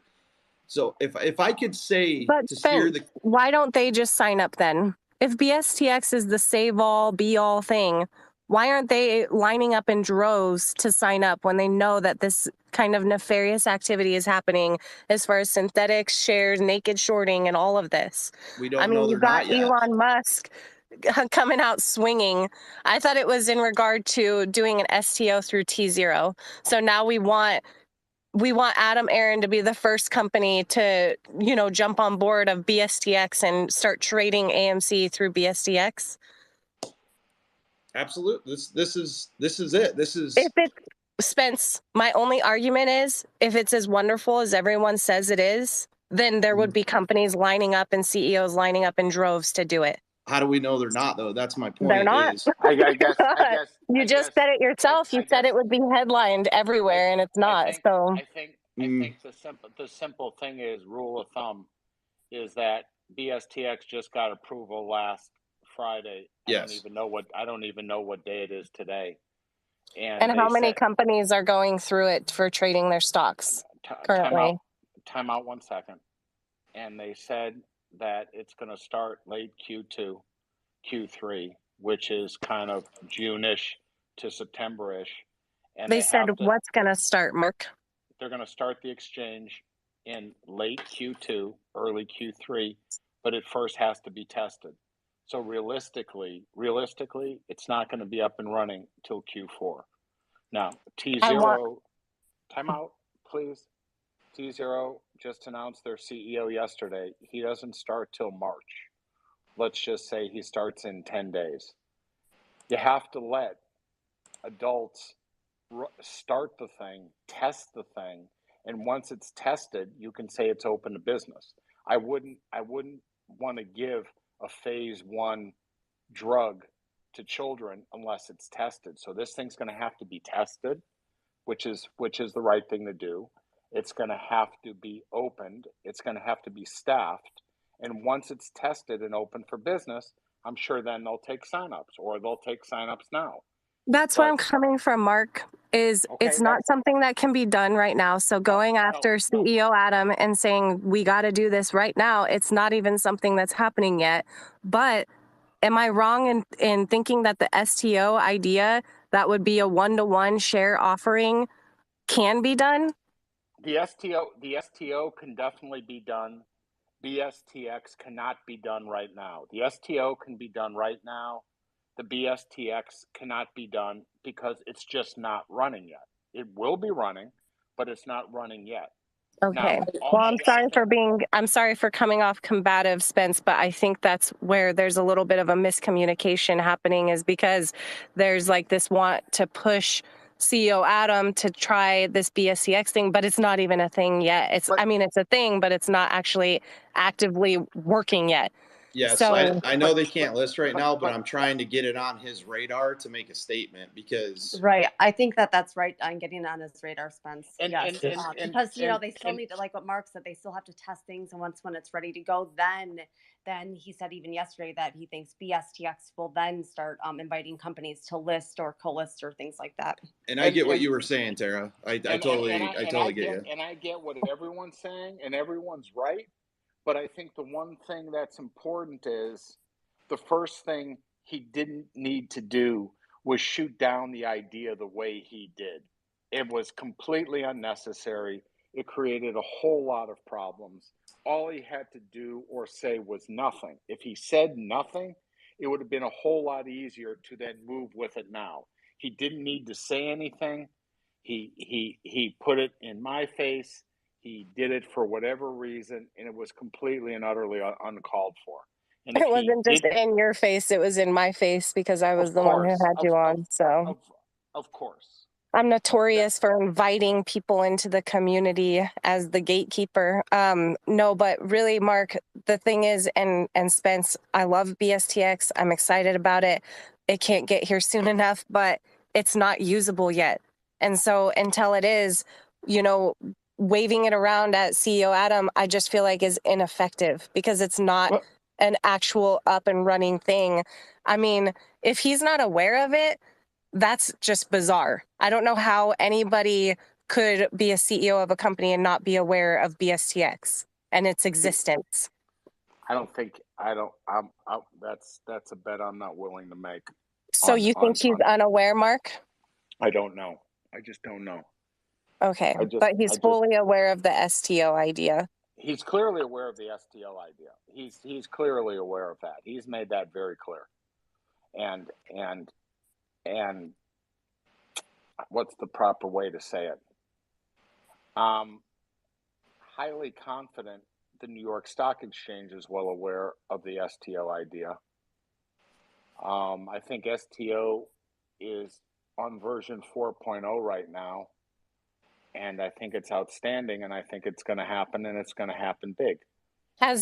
Mark, has anybody tried the STO idea yet? I cannot answer that question. Hey, okay. Tara, I got something on that for you, though.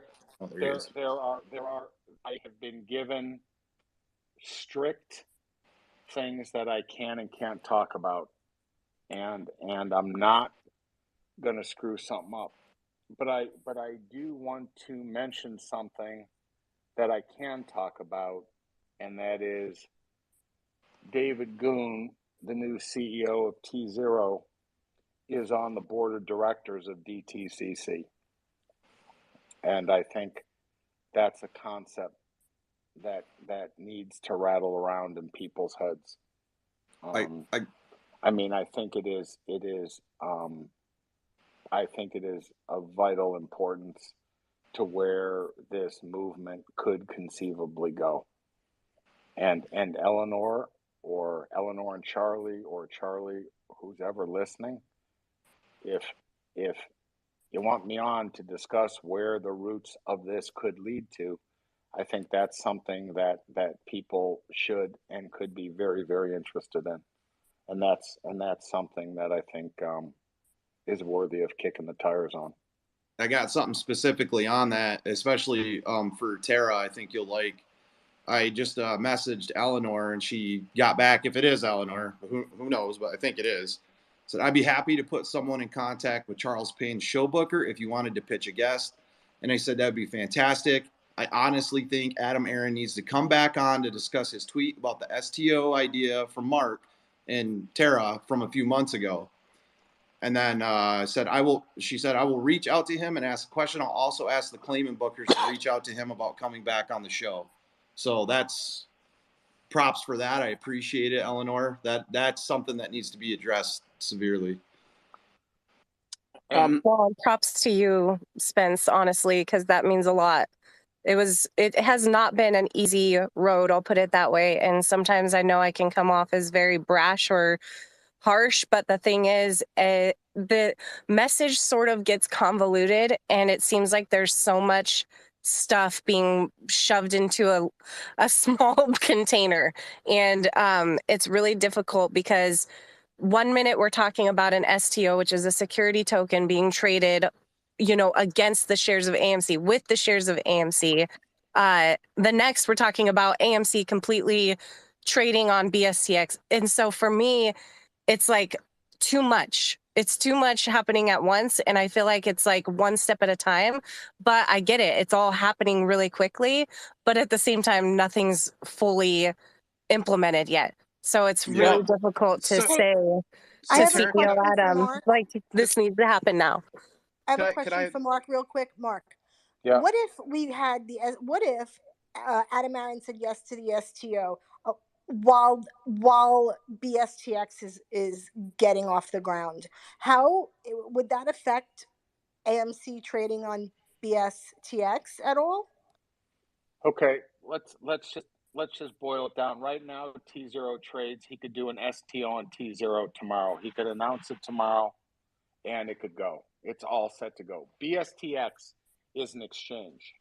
The exchange goes live somewhere between the end of Q2 and probably early Q4, probably back end loaded. So he could say we're going to do the STO or file to do the STO tomorrow, and are looking into the plumbing and the wiring of BSTX because a blockchain exchange interests me and my shareholders greatly. He could announce it. He can announce his intention to look at it. There's no crime in that. Or other companies could. Or for all we know, in 2 weeks, Ice-T announces a collaboration with NASDAQ on BSTX to speed it along or use their coding or God knows what. I think to boil it down and to Tara's point, and I think where there's some level of frustration is, it's not just 2 issues in the container. There's about 15 issues in the container, from PFLF to unborrowed shares to misinformation to media misinformation. There's a whole lot more than 2. And I think Eleanor/Charlie, who's listening in, the problem in the overlay with all this is Charlie has elected to make it all very personal. So not only is it a business thing that has multi-prongs on the issue, he's made it very personal and degraded people and women. People sleep in basements. I'm going to call my lawyer. He's taken it to a level that makes people very defensive and uncomfortable, and it pisses people off. And when a whole crowd gets pissed off, no one can get anything done because everyone is too pissed off to try to move it forward. And all I have been trying to do is cool it off to get some agreement where people can settle this and move on to bigger issues. I think everyone would want to settle and move on to bigger issues if we can stop all the bullshit and all the wrangling that's going on. And Tara's been picked on the most. There is no doubt about it. And those are big shoes to walk in. I've been picked on, but I'm used to it, and I use it for motivation. And then it trickles on somewhere down the line. But no one likes it. No one likes to get picked on. No one likes to be made fun of. No one likes it. No one likes it. People don't like getting booed. You can use it as motivation. But my point and hope and spirit under fair play is it just gets knocked off. There's too big of issues out there to work on, and the solutions are right here to just keep taking this shit down to a personal level. I mean, I hate it. I hate it. I hate it. I don't start one fight, but if someone wants to pick a fight with me, I will finish it. But I don't start up with anybody, no one. And I'm just hoping that the combination of Eleanor and Charlie can find a way to work with everyone here. They may not agree. I don't always agree with Spence. I don't always agree with PJ. I surely don't always agree with Tara, but yet everyone can coexist and everyone has a respectful banter back and forth. I mean, JB and I didn't start off so great. Elo and I didn't start off so great. I don't start off great with a whole lot of people. I mean, Gasparino and I didn't start off so good either. So it's just a matter of moving this entire thing forward where everyone sort of puts pride in their pocket and can make this work. Because there's no stopping it right here. There's no way this is going to stop. And it's actually picking up speed. So that's my I mean, I hope what I'm saying makes sense and I can tell everyone's not on edge, but everyone, it's a hot button for a lot of people. And, Eleanor, Charlie, let's try to find a way, if there is a way, to move this all forward. And that's my 2 cents. Yeah, Mark, I agree with you 100%, 109%. I mean, the part that amazes me is that obviously Fox and all the media channels knows how large of a movement this is. At this point, thanks to the quote unquote mistakes that Eleanor knows about, as far as those headlines that have been brought up, I refuse to watch Fox anymore. The only way that I listen in is when Spence is kind enough to show it. Now they actually go out and switch tune and stop the bashing and stop picking on the very viewers that would tune into their show. That it doesn't make sense to me. I mean, maybe Charlie thinks it actually improves his ratings, but I know, at least for me, and it sounds like for PJ, and I'm sure we're not alone, we're not tuning into the show because I'm not going to give them my time, my eyeballs, my ad revenue. I'm not going to give them that time of day. If you want to bash me and the other common Joe six packs for trying to make a change in the markets that are set up to our disadvantage, then I'm not giving you my ad revenue. So it would be in their best interest business wise to also change tune. I'm with you, I agree. Swing 100%. Gasparino did nothing, and Fox and the New York Post allowed this to happen for over a year. The only thing he did was insult American shareholders and retail shareholders, the working class people. That's all he did. And that's not right. Instead of a good journalist saying, oh, hey, man, there might be a story here. Let me see what's going on. Especially someone like Gasparino, who has uncovered stock market manipulation prior and refuses to do so. I can't see it. I haven't watched Fox Business. I haven't watched CNBC in over 8 months. And I got rid of cable because of Gasparino. Well, and Fox's Gasparino's leak on Mark talking to Adam Aaron, which he retracted, was detrimental to the stock once. And then Fox's post about AMC going private was also detrimental. And guys, I know somebody that's sold because of that post. And I'm supposed to forgive Gasparino? I don't, can't do it. Yeah, something needs to be. At Fox. The guy needs to be fired in my book. He's not a journalist. He pretends to be one, and maybe just needs to retire, honestly. Let's also but keep you know in what? mind. Fuck the MSM guys. I mean, I really do believe that our voices on here is kind of the new MSM. So we just got to keep on talking. We got to keep, making noise here on Twitter. Let's also keep in mind that today the story was about T0 on Fox Biz, and it's about T0. Yet Charlie Gasparino chimes in and says, "Do we really need zero settlement?" So he's poo-pooing on the actual story itself. I get the feeling all he is Liz Clayman's junkyard dog, and he just is out there to bite. And I want to add to that, right? Gasparino had no sources. If there's no manipulation, there's no sources, you guys. Okay, and if that's his only shtick in journalism, he needs to go back to Pace or wherever he went. Let's get to these so hands. There may be, so Spence, this is Clarence. I just want to mention 2 points related to what PJ is saying and Adam and Swing and Jen.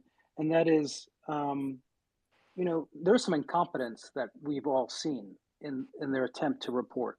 You just mentioned 2 instances, Spence. I mean, to me, it's actually either he has an agenda or frankly, that's a pattern that to me is incompetence. So one question I had is, in addition to, or besides Gasparino, there are a lot of other folks at Fox Business. We don't only have to go, we can go in parallel to a number of different folks, some of whom I think do a very good job. Fox Business is a big place.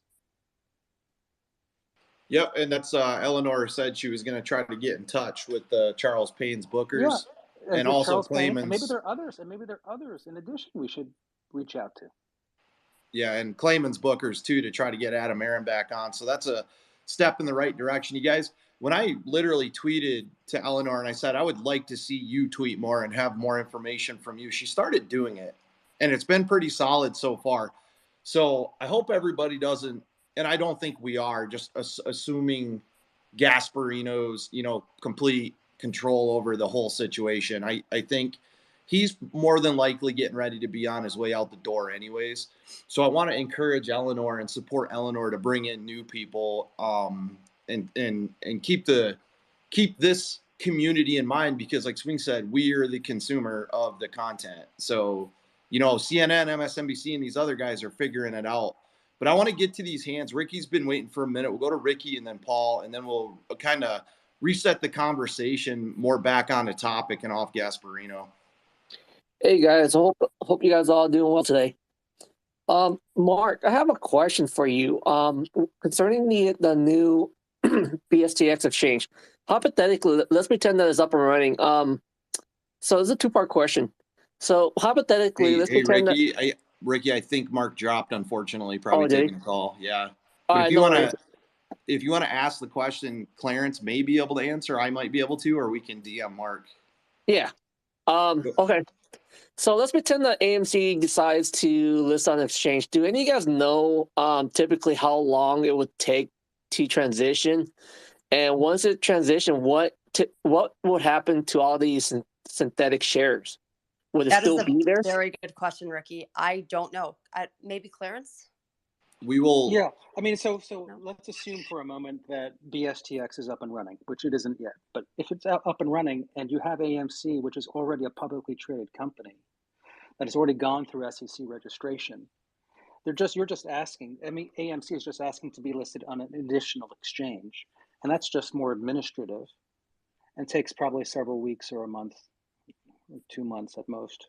You usually announce it, and then you just go through the administrative process of being listed on an additional exchange. You don't have to go through a whole SEC approval because you're already approved. You already have publicly traded securities that are approved and traded. It becomes more administrative. Okay, so you said the keyword to be listed on an additional exchange, so it means that they would be listed on multiple exchange. Well, so that's one scenario. By the way, so you bring up a really good point with your question, which is, would you want to move maybe from, would you want to delist from an existing exchange that you're on and relist on a different exchange and only be traded on that exchange? That's your implied question, correct? Yes, so I'm kind of implying that, unless they are solely listed on BSTX, if they're dual listed on other exchange, then all they nefarious things that are happening Right, with so their you don't stock have to. can So you still can happen. actually, so that's a great question, and one can choose to delist on your existing exchange and list on only BSTX, and that takes about 2 or 3 months again because you've already been approved. Your securities have already been approved on one exchange, so you don't have to go through the same process that someone does when they do an IPO. It's much simpler. That scenario is also much simpler. Any ideas what would In fact, happen there's with actually all one, by these the way, synthetic shares? there's actually one company that's publicly traded right now, over the counter, AMFL, that has already announced that it's going to delist from the over the counter exchange and only list on T0's ATS. Just to give you an example of one that's actually in process now. Okay. It's actually, right now it's actually going to be listing the over-the-counter stock, AMFL, is going to list its securities only on T0's ATS. And that's American Films Inc., you guys. Mark did talk about that quite a while ago, actually. So just to answer your question on that point, you could actually do something now in that as an example using AMFL as a case study. So, Clarence, so unless they are solely listed just on BSTX, if they're dual listed on another exchange, then that kind of means that all the nefarious stuff that we're talking about can still continue to happen, even though they are listed. That's potentially true. I mean, you have to. So I don't know the inner specific workings, but one thing I do know is that there is a need, if you're going to be on two exchanges, for prices to be the same on both exchanges. So if there is some manipulation on one exchange, to your point, potentially that can somehow transfer to the other, right? That's your point. Yeah. So I don't know exactly the plumbing to not permit that. Or for example, why couldn't the pricing on BSTX be the pricing that all the other exchanges have to meet? You see what I'm saying? As opposed to the other way around. So I can't answer the question because I don't know the specifics. On that, Clarence, if you read the BSTX playbook, there are onboarding rules. There's applicant rules. If you have a company with massive failures to deliver, it's actually part of the BSTX rule book that you can't have this massive amount of and it's not the company's fault, but you can't have this uncontrolled debt of negative shares due to failure to deliver as an onboard. So if people come in to sign up for BSTX and they find out, okay, well, we can't list because of this, or like you said, if they do dual and one exchange isn't matching with the other because the legacy exchange is being naked shorted, but we're seeing the float on the BSTX not matching that, then it gives grounds with the blockchain data for the SEC or even DOJ to go in and find out what's going on, because naked shorting to a point is illegal. And with high FTDs, that's usually a sign of that happening. So when more companies are field tested through the BSTX, you're going to start seeing more SEC engagement with it. And I'm telling you guys, Gary Gensler is huge on blockchain. I didn't even know it until a few months ago, until I started watching these MIT lectures he was giving and what he's been saying. And also part of this is to help control the dark pool issues. So if you want to read the applicant processes, I'll repost the tweet for the BSTX playbook. And I'm trying to reach out to them to find the scheduling fees too, so you know how much it actually costs for companies to be listed. And Spence, to what you just said related to the applicant process, if there's some real problems with the trading of the shares of an applicant, they're not going to be admitted to BSTX, which means that also puts a bullseye on the company's trading circumstances. Yep. And it may cause the CEO and the companies to actually want to delist from where they're traded. Claim no faith in the legacy exchange because they are unable to list with the Neo exchange based on manipulation in their stock trading. Right. That's the reason why they're not being permitted onto the BSTX. So I know that this is all in pilot phase right now, and we'll see how it works out. We don't have all the answers on the specifics, but conceptually, I think as long as large firms, and I really do expect some large firms to be on the BSTX when it gets up and running, in addition to, frankly, firms that are going to be on T0's ATS or just simply delist from where they are. If they're illiquidly traded now, they'll go on to T0's ATS and they're publicly traded, security, so it's faster for them to do that. I do think you're going to see a lot more, snowball effect.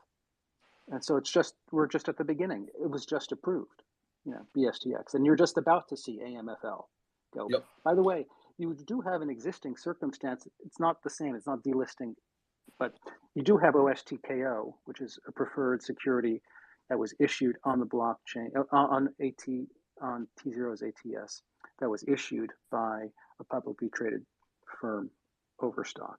But that's a different circumstance. What you're specifically relating the idea of delisting and just listing only on, let's say, T0 ATS or BSTX, AMFL is that case study. And can happen now. You don't have to wait for BSTX.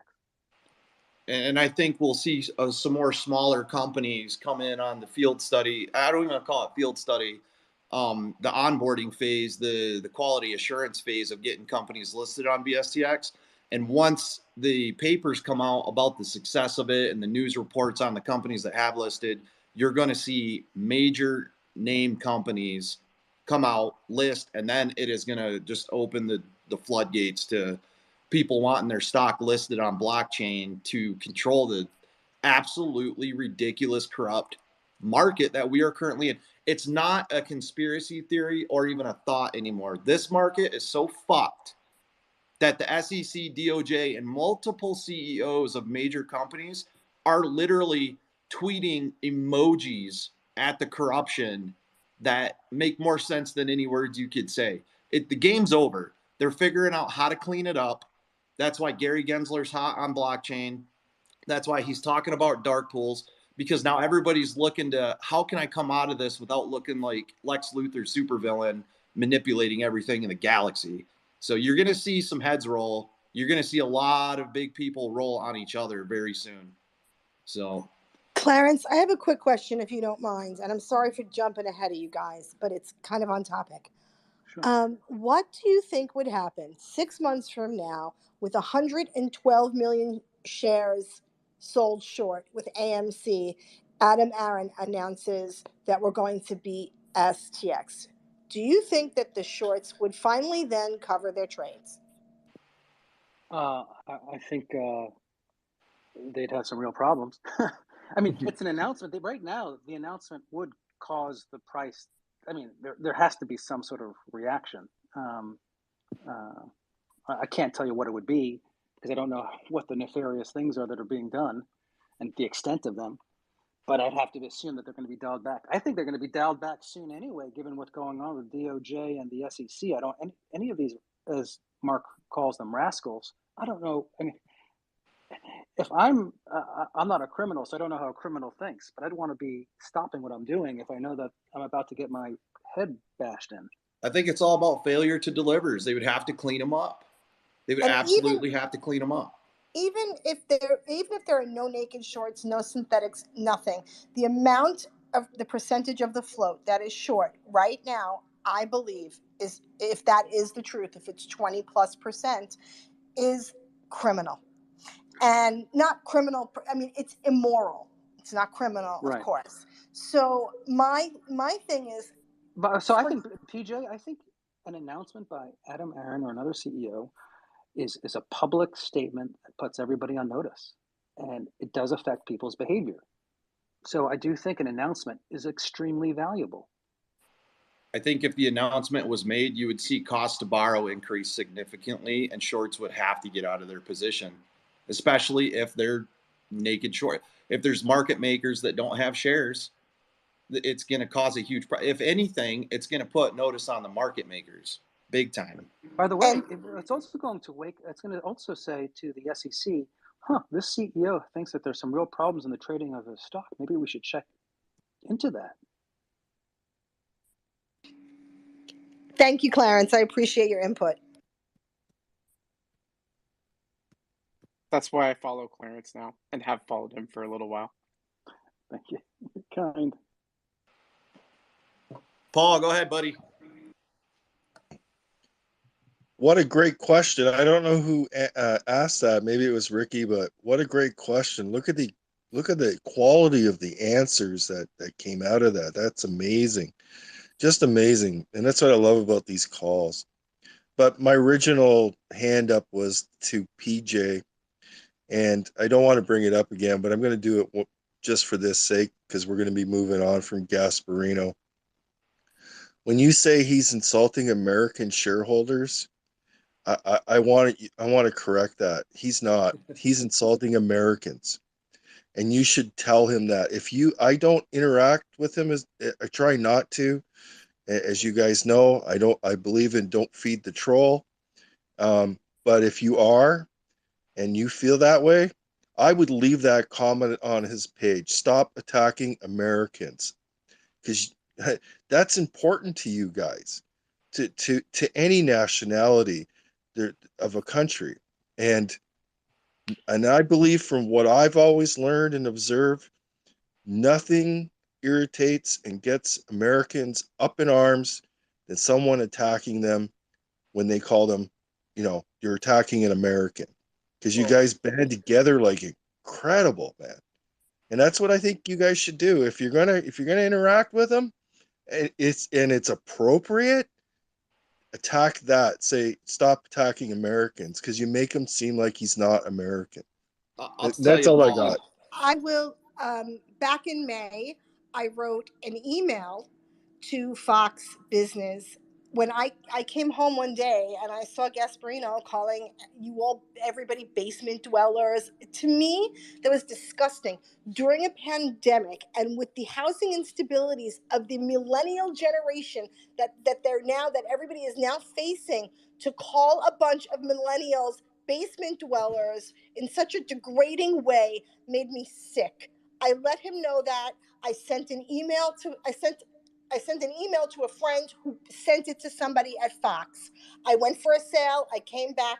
Gasparino tweeted and said something to the effect that, oh, what a mess, and he's calling the FBI. What the hell is that? What are you, 9? Just say, I'm sorry for making fun of the housing instabilities of the millennial generation. But no. You know who you just reminded me of right there? You reminded me of Mark Baum on The Big Short, just going off on like Bank of America and shit. It was perfect. Oh, and you don't even know what happened yesterday with the bank. I called to find out about an interest rate. The guy had the nerve to tell me that it really depends on the prime rate. Jeez. And he can't tell me. I'm like, oh, really? So if it depends on the prime rate, then my credit card interest rate will be 3.5%. Thank you. Guys, don't mess with PJ today. She is on fire and she's on a roll. I'll tell you, there's one thing about all this that really I never use it. I never fall into this category of accusing people and all this stuff. But the misogyny with his post, Gasparino going after specifically women in general on Twitter lately, I seen it and I was like, this is misogyny to the T. It's just not. It needs to end. It just needs to end. And I'm hoping, like I said, Eleanor keeps up with tweeting more, and hopefully she can get in touch with Charles Payne's Booker and get Adam Aaron back on there, because if Fox News took a poll, what is the point in having this? And I'll tell you, and I hate it, that the more we talk about him, the more attention he gets. And I think Paul's kind of right in that. We've definitely called him out and defended ourselves, but now he's just engaging it. It's almost like a child that knows if they misbehave, they're going to get attention. So it's really almost just about, just at this point, moving on to better things, you guys. We've done everything we could to get him to shut up, and engaging him, I think, besides really getting on there and going, you are misbehaving, you look like a fool, or whatever. I think the rest of the people engaging at him with the memes and the nasty tweets and everything is just a waste of time at this point. But let's get back on it. Let's go to Hollywood. She's been waiting for a minute. Hey, Spence, thanks. I guess my question is more for Clarence, since Mark isn't here. Going on what Ricky was talking about, isn't the BSTX really more effective for new companies to IPO on it? They'll have the support and know that if they go on that exchange and that exchange only, their price can't be manipulated down as soon as they go public? Yeah, I mean it's for all companies, including newer companies, and and newer companies have that option faster and sooner on BSTX. So it's not just only for IPOs of newer companies, although it's a focus. Now, what Spence was talking about with with excessive failures to deliver, that seemed to be more regarding market makers not being allowed to utilize the exchange to, I guess, trade on it. So how would that work? I mean, like if you have a Fidelity account, is the goal that that would just be one more exchange that you could access through your Fidelity account? Yes, but I don't know the specifics of how it will work yet because that's what they're figuring out. The key insight is because this is the key aha moment for me. Because the Intercontinental Exchange, the ICE, just made a large investment in this whole complex that T0 owns. Right. They are going to bring all the other players to the table. That's what I don't think people realize.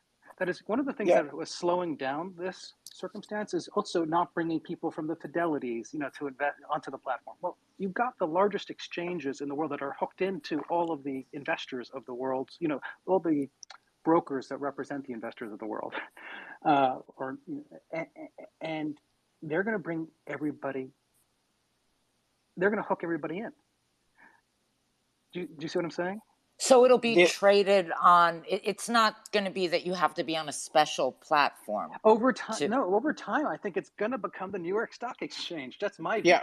So I think to add to what Clarence was saying, what a lot of people are not quite getting is that when a few companies come over and they have a good experience and they list on BSTX, and let's say they list only on BSTX, when they start to get a good experience, they're going to share that with other CEOs, other chairmen of the board, and that's going to spread around, and more people are going to start to adopt it. And as the adoption increases, that's going to drive the people who are running these exchanges to say, well, okay, there's a market shift here. We've got to pivot.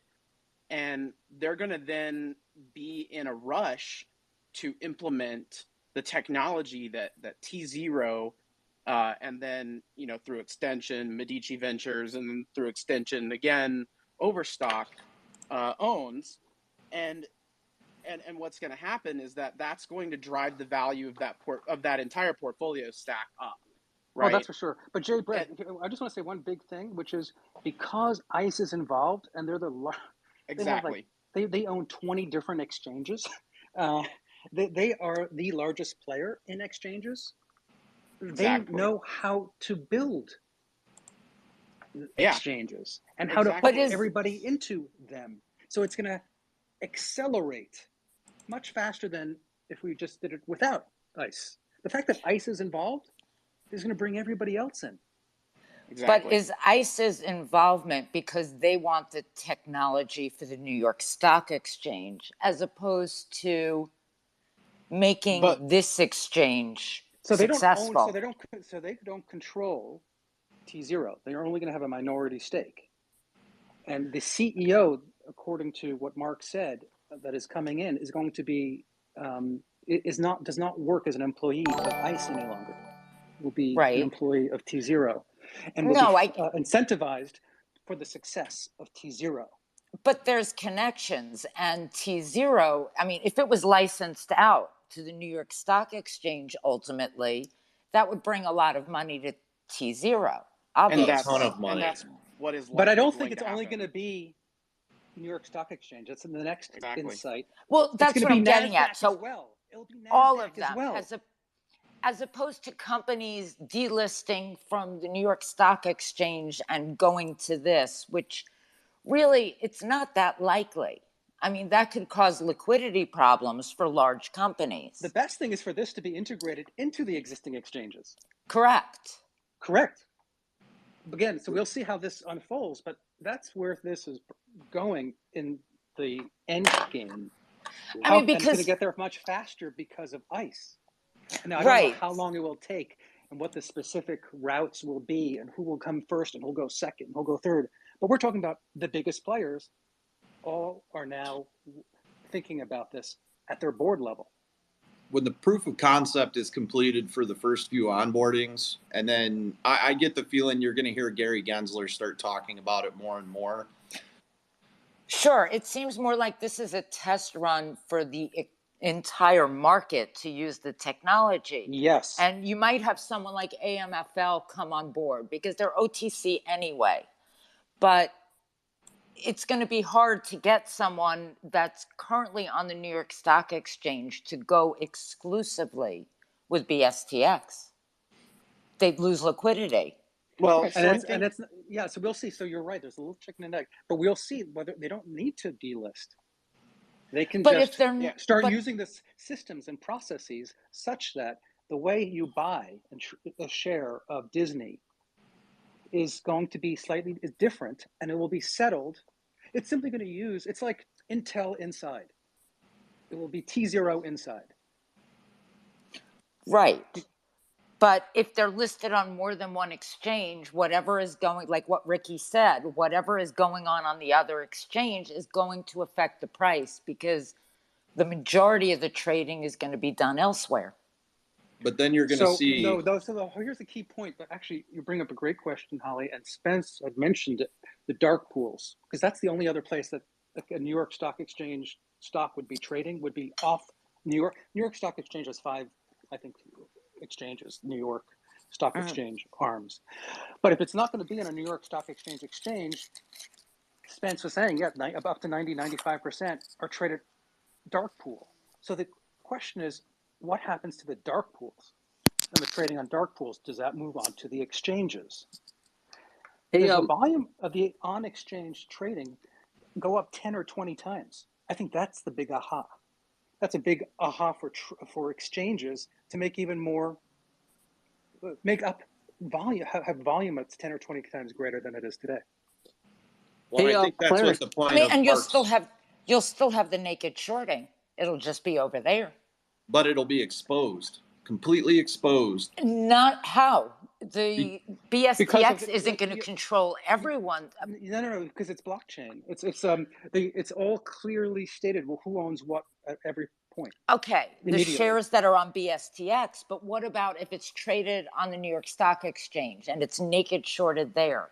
So what I'm trying to say is New York Stock Exchange is going to basically hook it. This is my hypothesis. I could be incorrect. Okay. But it's going to be, like Intel Inside. Intel in the computer, like by analogy, it will be T0 in the New York Stock Exchange process of settling. So they're also using blockchain. That's what I believe will occur. That's my vision. Because that's not how that's not how it sounds now. Here's the deal. If the trading data conflicts between the legacy exchange and the blockchain exchange, the blockchain has everything recorded by serial number timestamp with the lower settlement times. The SEC is going to be able to go in and go, how did you guys do all this on the legacy exchange when all this happened on the blockchain exchange and we can prove it? Now you have 2 data points that's much easier to find coordinates on a grid. You know what I mean? As far as they're integrated. Occurs.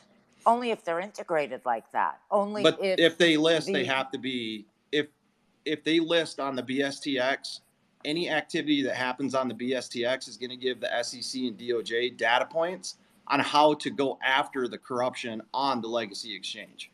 Because those numbers have to coexist a little bit together. Because if they trade the complete float on the legacy exchange and half the float on the BSTX, then there's a huge problem. That's why Mark but that depends on how many people have changed over. And I think you overestimate. I don't think so. How much retail actually gives a shit. I don't think so.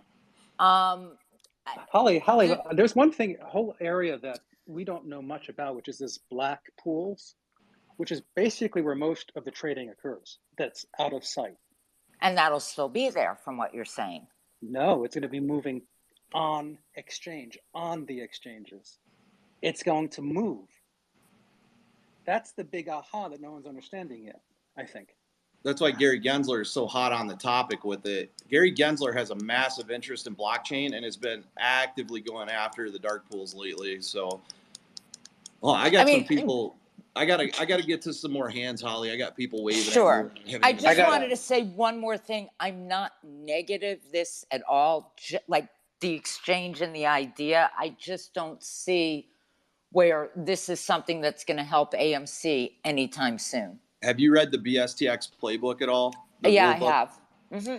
Because I'll tell you right now, if AMC comes to list on the BSTX eventually when the field testing is done, one, it's going to cause the market makers, the short sellers, and the banks who are obviously illegally manipulating the stock to have to clean up their positions, because when Adam Aaron has enough data to show the SEC that the stock is manipulated past legal points, he can go, I can't list on the exchange because they denied me due to failure to delivers, due to all our volume being in the dark pool, due to price action not being correct. There's so many data points the BSTX can give Adam Aaron to go to war with.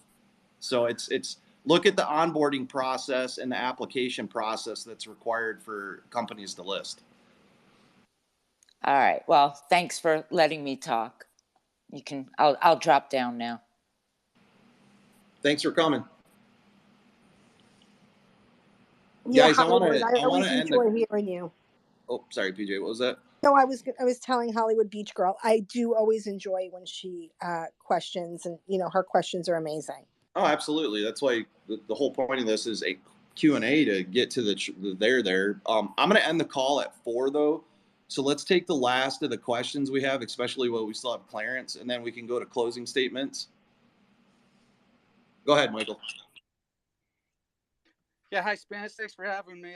Hey, I don't want to make you and Clarence like the dark pool experts, but I thought that, there's a purpose to the dark pools, the ATSs, for these large, huge institutional purchases. Not to skyrocket the price of a stock or make it just go down so quick. So I guess I'm just curious. Maybe you guys have already answered. I'm kind of working as I'm listening, but with BSTX, how the hell do you deal with that? So the dark pools were made for big block trades to be processed without shocking the market, right? Now Gary Gensler's realizing that all the retail trade orders that have no business being in the dark pool are going there, and it's obviously manipulation. That's why he's bringing it up. So I think what you're going to see regardless is the SEC start cleaning these dark pools up and putting new regulations on them for the legacy exchanges. But I think when you see the BSTX come in with the blockchain process, the dark pools are going to be irrelevant because you have the settlement times necessary to control any types of shock that big block trades would be having if the dark pools aren't integrated in with the exchange. But then even if they are, and they slowly bleed the volume into the new exchange, it's all still recorded on the data ledger. Right now, who knows what's in the dark pool? Nobody can tell me what's in the dark pool right now. You can see volume, but who really knows what's going on with them?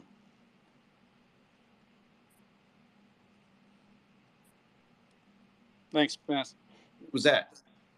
Yeah, I hope I answered satisfactory to that. I'm not a dark pool expert by any means, but from everything we're seeing and how it affects the market, retail trades were never meant to go into the dark pool.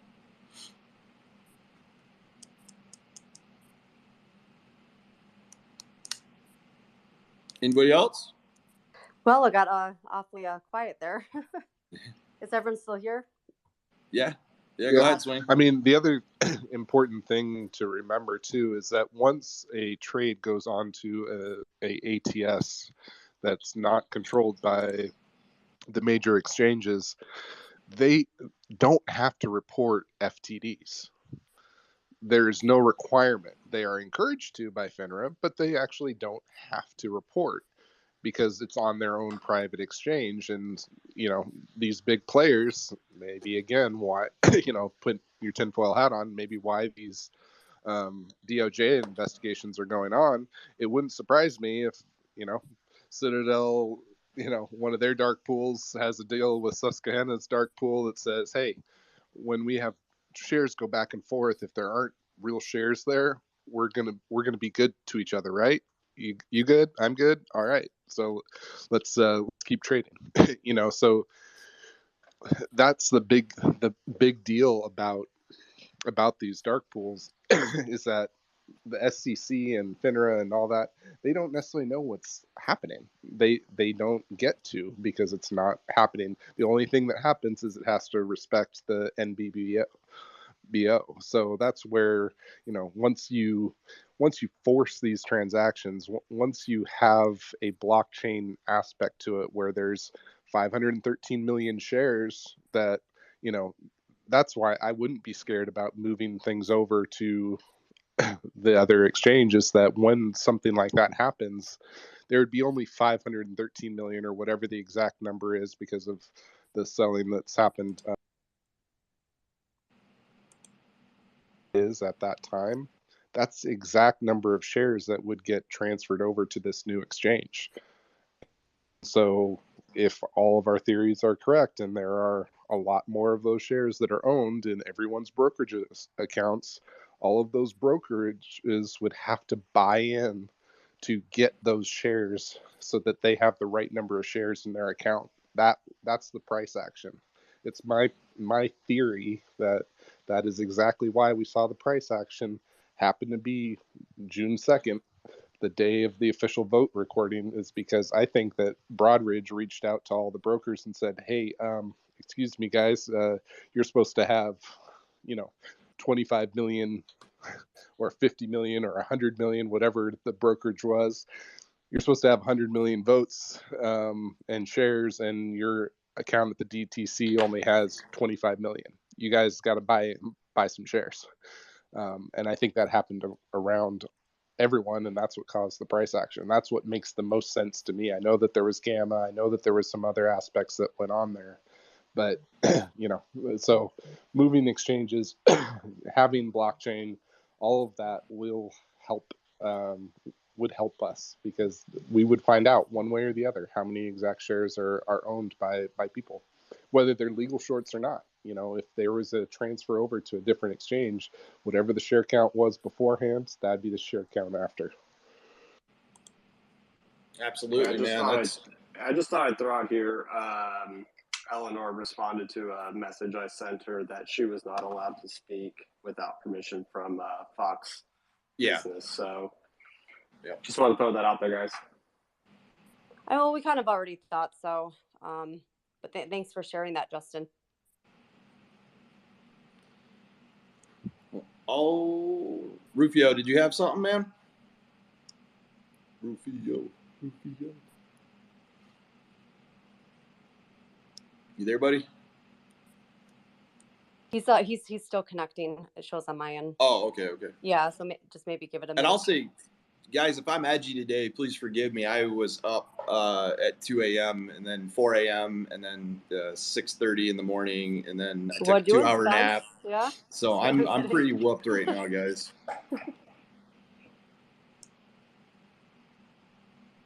You there, Rufio?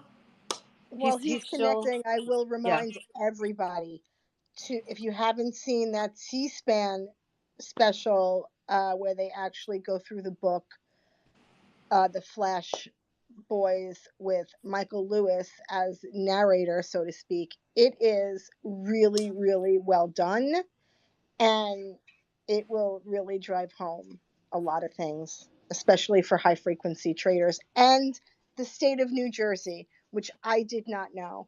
I remember reading an article where a Verizon guy was hired for $1.5 million to run lines from the NYSE underground on his own to New Jersey, to an investment house in New Jersey. Wow. And I thought, my goodness, what won't they do?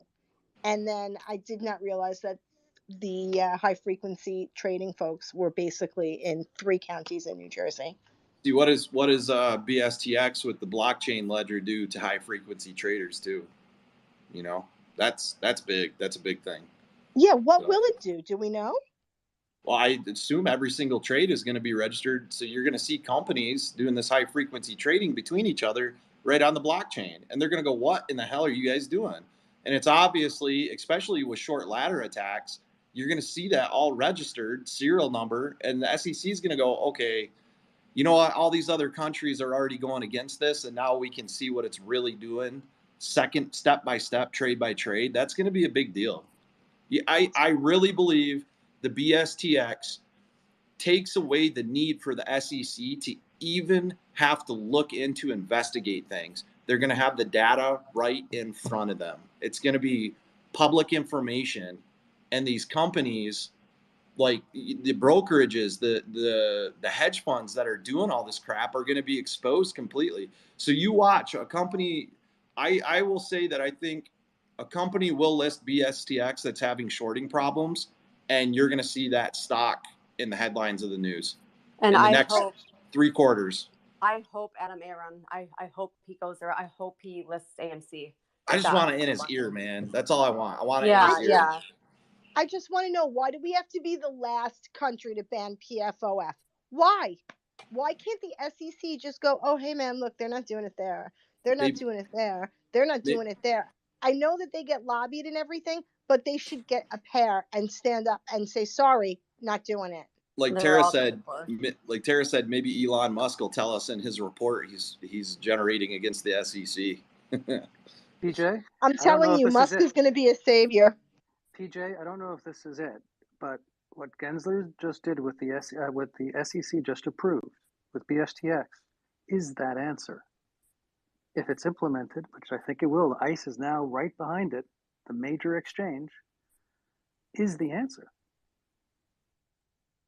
That's really cool. That it makes me feel like something is going to happen. Something, like, I mean, this fight is not useless.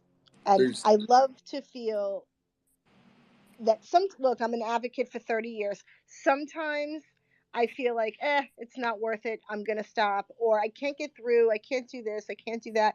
And then there are times in my work, in my professional life, where it's like, whoa, this is happening. And this is how I feel right now with the market. So PJ, what's so amazing to me, and I have the same aha moment that you're having, is not only are the regulators basically forcing the market, forcing T+1 and T=0, and are literally putting in place the rules for the whole market to have to move there. The market itself is represented by the DTCC, in which all the brokers, I think even exchanges, have an equity interest. The DTCC itself is saying, okay, yeah, we're going to also be moving to T+1. They also know the writing is on the wall. They're trying to slow it down, obviously, because as you know, they're saying March 2024. But that's where the fight's going to be. Like, how fast does it get implemented? But it's moving in that direction. And I believe Mark said that David Goon, the new T0 CEO, is on the board of the DTCC. The DTCC has been posting blockchain papers for over 2 years, from what I can see now. I fully believe. Yes, they have actually, for 2 years they have something, I think Project Ion. They have 2 different projects related to blockchain. I think Project Ion, I think, is the name of the one related to what we're focused on. But there are 2 different ones, one for public, one for private, I think. In any event, they've been focused on this for 2 years, and they themselves have come out and trying to push all of their members to get their processes updated to be able to do T+1 within the next year or so. But they've also stated that they're also looking at T=0, and they have right now a comment that it takes time and they will blah, blah, blah. They're not sure that T=0 is the right endpoint. DTCC is saying that, or its members. But that's where the game is now. They're already moving off T+2. They're already on T+1. Sounds like something Hester Pierce would say. Well, yeah. So what? Yeah. So she's against it. But but what I'm saying is, not only are the regulators there, the market participants are there, in general related to T+1. And now you have the biggest, most important exchange or owner of exchanges just take a position in T=0. That's that's the aha moment. And this just keeps coming and coming. And Mark told us months ago, and everybody, all the hate we got. Now Mark's serving up crow. Everybody's getting educated on it. You're going to see this community get and I'm only just trying to go through this. I'm by no means a professional in this, you guys. It's not financial advice or anything, right? But from what I've read in the DD I've done, and I even think AMC Bigums is completely wrong on what he's been posting on YouTube about it. He instantly comes out with a video to a rebuke against what's happening. I really think this is an inevitability.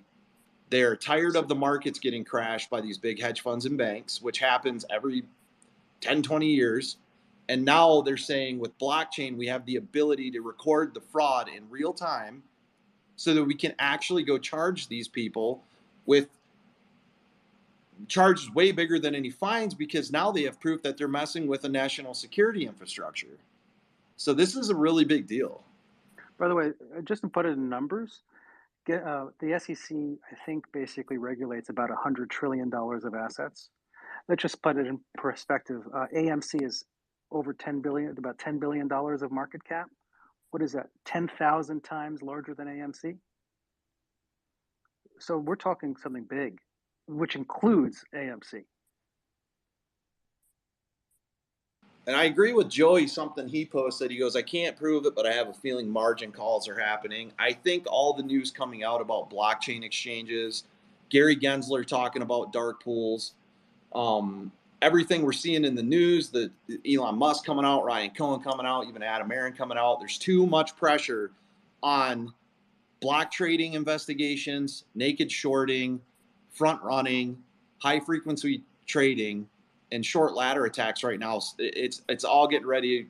It's close to breaking, you guys. I fully believe it. I think you're going to see SEC, DOJ come out and start naming people of interest, specific people, instead of funds and banks. And it's going to be extremely interesting. Chris, what's up, buddy? What's up? How's it going, brother? Good. We're going to take you as our last speaker, and then I'm going to cut out so I can go eat my delicious machaca breakfast burrito. Nice. Well, I want to say what's up to everybody. What's up, Spence? What's up, Jim? What's up, PJ? What's up, Tara? What's up, Chris? What's up? I love you guys. But hey, I just want to give you guys a heads up. I'm doing some more diving into it, but I thought it was coincidental. So I'm a business owner here in Colorado, and I'm actually in school also, but I go to school at CU Denver. And I just got an email. If you guys want to check my Twitter, I got an email about a meme stock panel being discussed in my school. This is a virtual event. Anybody can sign up. So that's the link I showed you. But you notice the panel, it's the most fucked up panel ever. It's the title of this is the frenzy of memes, the frenzy meme stock panel. But you got Robinhood on there, you got the SEC on there, and then you got 3 investment groups. Retail is not being represented, but yet they're going to have a board panel discussion. It doesn't sound like a panel. No, exactly. Look at my Twitter. It doesn't look like it's not a panel. Sounds like a paid ad. It's right. I just posted it to the top. Thank you so much. Yeah, we need to get on that call and can we go on there? Yeah, sign up. Everybody sign up, and we'll represent each other. But what I'm diving into is I'm seeing if this was actually pursued by the university or hedge fund or institutions came to them and said, hey, we'd like to have a panel here and discuss and influence. And then it got me tinfoil hat thinking, is this occurring on other campuses around the United States right now? So I'm really, it just happened. So I'm really diving into Googling individual universities and finding out if there's other meme stock panels going on. And so this is going on March 16th. Tinfoil hat again. Are they prepping us for this March date or whatever? But just throwing that out there. And thank you for letting me be the last speaker. It's been a great day here in Colorado. I'm freezing my ass off, and I'm fucking holding strong, man. You know what? I think you guys are holding too. I'm fucking holding. You guys are holding. I'm saying fuck the FUD, and you know what I'm doing? Fucking holding and living, baby. Hell yeah, man. Hey, Christopher, I have to tell you something. I really appreciate that you brought that to my attention, because I wouldn't doubt that they are having these kind of discussions across every single university in the United States in an effort to make retail stop, to make you guys, the younger generation, turn your backs on meme, quote unquote, and any stock that's going to be seriously shorted and that's going to have a short float of 25% is going to be called the meme moving forward, and to program the younger generation to be like, oh, don't invest in that. So I'm telling you, I wouldn't doubt It's for my life that's happening. It's And perplexing because it's called the ethics of the retail investor, but there's not a retail investor there. What? Ethics? Yeah, That's the ethics of the retail ridiculous. investor, but yet they have Robinhood attorney on the panel. They have It's the all SEC. biased, one-sided. Oh, you it's know so what? one-sided. It's like it's propaganda, and they're pushing it on a whole panel of a university. In my university, it hosts 2 other universities on our campus, so it's actually 3 colleges. And if you have a minute, Christopher, check out who their biggest donors are, who gives to their endowment, because I Alumni. can guarantee you it's going to be a lot of hedge funds or a lot Yep. of investment banks, and maybe Vlad Tenev, for whatever reason, himself. Yeah, I mean, Robinhood's attorney is on there. It just like the title, the board, and it's just it reeks. It reeks. What college is that? Colorado University, man. I might Denver. just drive my ass up there, man. I'm only like no, it's 3 a hours, virtual, 4 hours it's away. a virtual event. It's a virtual event. Is it? Everybody can who sign up. chose this panel? That's just interesting. Like why they chose it to all be one-sided. Schmiffen. Yeah, from Schminnishmel. Yeah, but check out unreal. check out my last tweet, and that'll lead you to the sign up page to get the Zoom call link. It's a Zoom call, so they might be expecting 50, 100 people. Let's blow it up. Yeah, let's blow it up. Let's blow it up. Let everybody know about this meeting. It's March 16th, 2 to 3 Mountain Time, and they're going to have a panel. I don't know what they're going to say. The ethics of the retail investor. Well, let's talk about the ethics of the institutional investor on your side. So and shutting down the buy button. Yep. It's going to be great, dude. I'm going to record it. This is going to be great. This has to be a space call. We have to play it on the space call. Every single person on that space call needs to get on, register, and this needs to be stopped. This is really, really sickening to me that there is no one representing retail on that panel. But the fact that the way they're turning it around to make retail look like, I mean, what in the world? What can we possibly do except buy a stock or short a stock or flip an option? That's all we can do. That is it. These guys are running with high frequency. They're crowding shorts. They're putting companies out of business. They're making others miserable. And what can we possibly do? It's like we can buy, we can hold. We can buy, we can hold.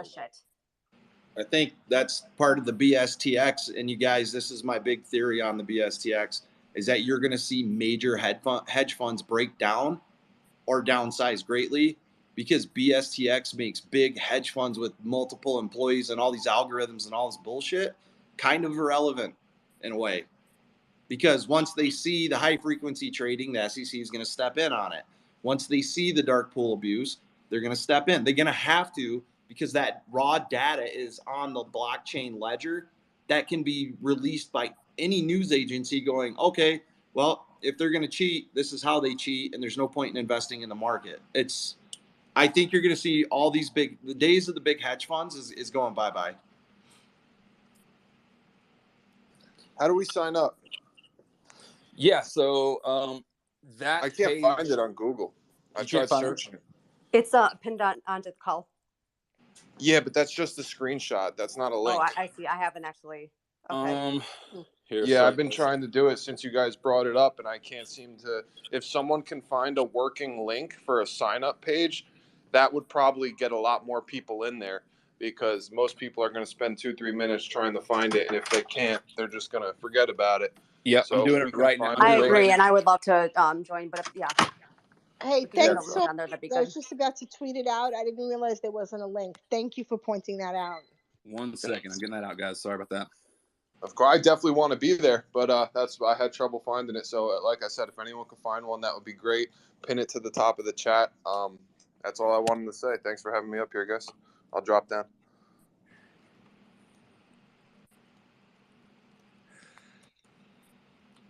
I'm working it here. I'm working it. I would say definitely go to the Daniels Fund Ethics Initiative, Google that, and then look up Colorado law. Actually, man, Chris, if you want to try to find it and then just tweet it, everybody will know to look for your tweet. Well, isn't it on the university's website? I guess I can Google it real quick and. Yeah. And Christopher, if you find it, tag us. Yeah, I'm doing it right now. I'm like looking through my emails right now. Right on. Yeah, just tag me, Jess, PJ, everybody in it, Swing, and yeah, tag me too, please. We'll retweet it, and then it'll spread, and we'll get everybody in there. Cool. But I gotta go, guys. I gotta get off here. These longer calls make for impossible YouTube editing. So. Shoot, I didn't know. I accidentally added a couple new speakers. No, we're done. We're totally done. I gotta go. I'm exhausted. Okay. Quickly, Okay. I'll see you guys. I'll tag the appropriate people, but I'll do that right now. Oh, great. Thank you, Spence. All right. You got the link. Put it up there Yeah, too, and I'll do I it too. pinned But yeah, let's do it. Fuck PJ, yeah. Jen, if you guys want to keep going, man, just host another call for sure. I am so out of it right now. I mean, I'm good, and hey, I'm tired with you. But I was just saying, I just accidentally I added a couple new speakers, so I just wanted to give them a second. But I mean, if you're tired, that's fine. That's fine. I understand. Sorry. Yeah, the new speakers. If you have questions or you have statements, just shoot them off in a DM. I would stay, but I am actually in the middle of cooking dinner at least. So, yeah, I'm on the run too. Let's Totally everybody go do understandable. human things. Go see a movie at your local AMC. Bebop, boobop, bebop.